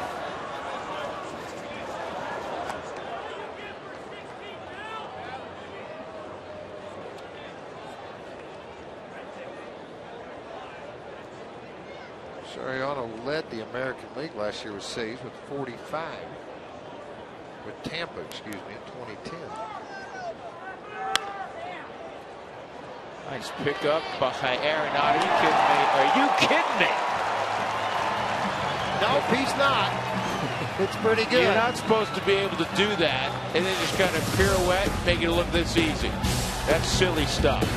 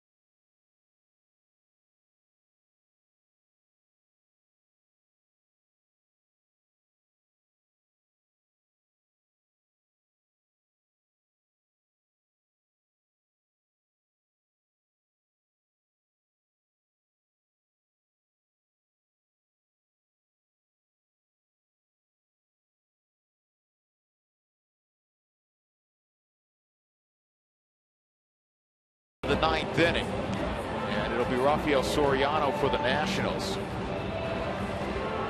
He has 16 saves, 19 opportunities. This is not a save situation. It's a work situation, and those can be dangerous at times for closers because you end up with high pitch counts. Late sign for what he accomplished last year for the New York Yankees, but came in here to be the closer for this ball club. Guy's got a pretty good arm, folks. So Johnny Herrera will lead things off. Johnny has been on twice. He scored the only Rockies run. He had a bunt single in the first, and then was on a fielder's choice in the sixth and scored when his buddy Carlos Gonzalez tripled to deep right center field. Excuse me, deep left center field. By the way, Rockies lineup, Herrera and Cargo have never seen Soriano to the Whiskey's over 4.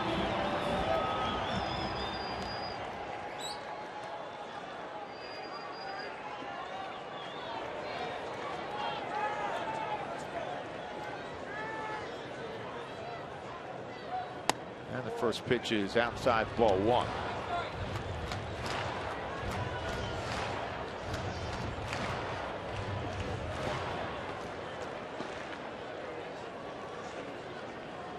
Johnny with a great average late in the ball game. It's 1-1.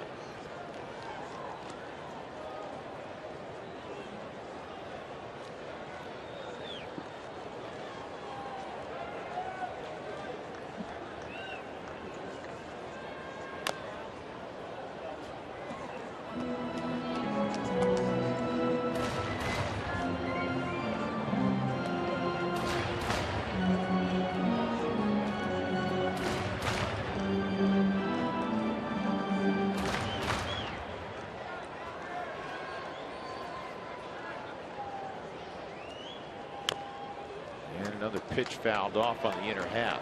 Soriano first came up in 0-2 with Seattle.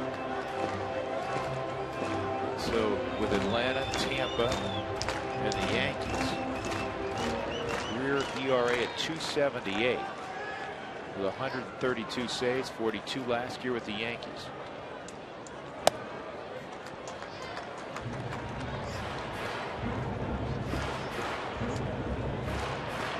He's an all-star back in 2010, pitching for Tampa when he had 45 saves.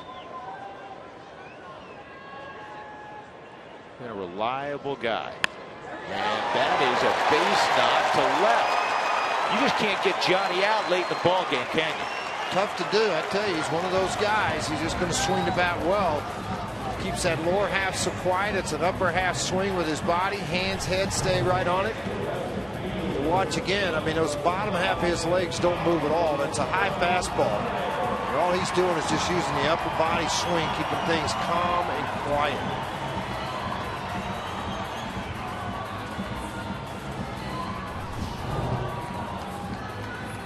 Fargo 1 for 3 tonight. He's hit it hard twice. He smoked one to short against Ohlendorf and then tripled against it.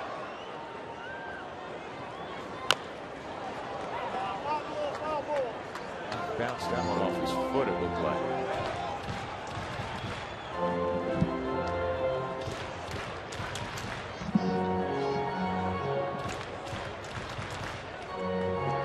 Fargo on this homestand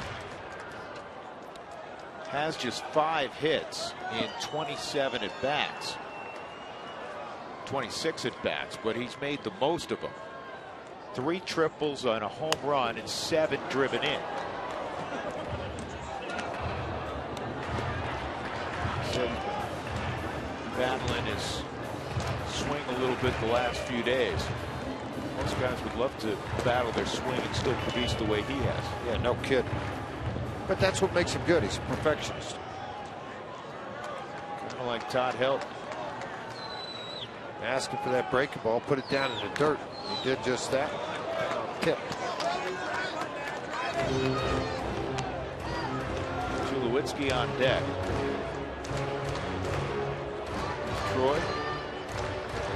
I just went next door and visited with the former big leaguer and colleague of ours, Bobby Carpenter, FP Santangelo on the Washington side of things, and FP said that's the best left side defense I've seen in baseball, and Fargo's got it. Talking about Nolan Arenado and the guy walking the plate, Troy Tulowitzki. Yeah, very good. Obviously, they cover a lot of ground. They got a very strong arm. That left side pretty secure right now for the Rockies.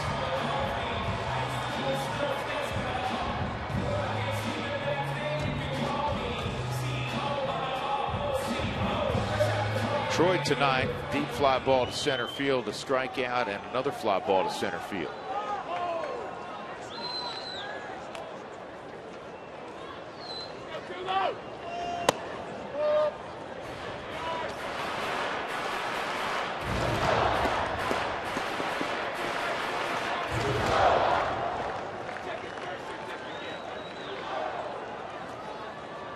But they're going to be able to complete the victory here. And it's 4-1 right now, 5-1 right now, 4-run lead.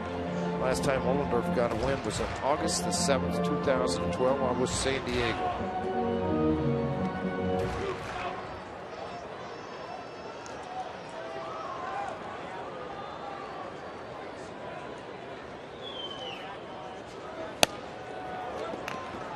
Soriano in his younger days was a guy that would sit in the mid-90s. Now it's more around 91. But so many pitchers. And look at this. Last year, George, he's with the Yankees. Now, Mariano Rivera is around the club, even though Mariano couldn't throw because of the knee. And this year, Soriano has thrown a cut fastball 48% of the time. New pitch. Old dog learns a few new tricks now. But, you know, he'd never really thrown it prior to a little bit with Tampa, but it's become more pronounced after spending a couple of years around Mariano Rivera. And that's always been the word about Rivera, that he would tell anybody who asked how to throw the cutter. It's not like he kept it, the secret to the recipe. Pretty much a lot safe. Pretty much obvious. Difficult pitch to master the way he has on release point. Inside, outside part of the plate, elevated up and down both.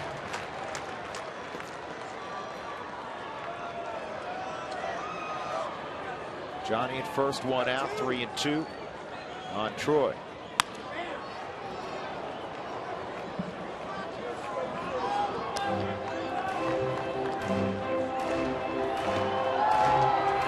Baseball.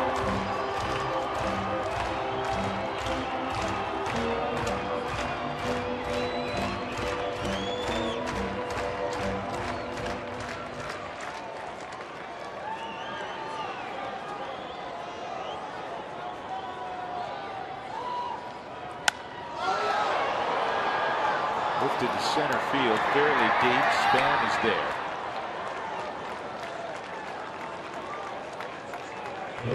Bernard's been playing deeper here at Coors Field than he generally does. He said he's had to do that in a few National League parks. So because of not being as familiar with certain fields, you want to make sure the ball's not over your head. Because I've taken precautions to play deeper, and we've seen that tonight. In the past, when you see him in Minneapolis, Bernard played a little more shallow. Different ballparks, you get used to the National League. He'll figure it out and maybe start to change a little bit. But I wouldn't know anybody want to play shallow in this ballpark. Well, we've seen every once in a while, George, a team will come in and their thought is we're going to take away the bloop single. Nah, but that's okay for me on the corners, but in center field in this park, no way. Yeah, because you just don't have any way to get into the gaps. You really reduce your ability to go get a long fly ball. Todd's behind 0-2 with 2 outs. Herrera moved up. Again, Francis and Detweiler tomorrow. In the final game of this 3-game set, the Rockies will play 4 in D.C. next week. Rockies have a lengthy road trip. It'll begin in Toronto. Move on to D.C. and then on to Boston. And once they complete this at first, that's the ball game, and there it is. The Nationals prevail 5-1. Ross Ohlendorf gets his first victory in the Nationals uniform, just called back to the big leagues earlier in the day, and Ross Ohlendorf gets the victory for the first time since August 7th of last year. Jorge De La Rosa takes the loss. He falls to 7-4. Just his second loss at Coors Field in his last 17 ball games at 20th and Blake. In fact, the last time he lost, September 26, 2010 at Coors Field.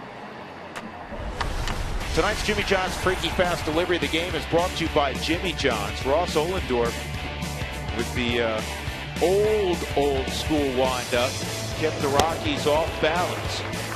He only struck out a couple, but a lot of mishit, shallow fly balls was the order of the night. Rockies got just 2 hits off of Ohlendorf. Visit JimmyJohns.com to find a location near you.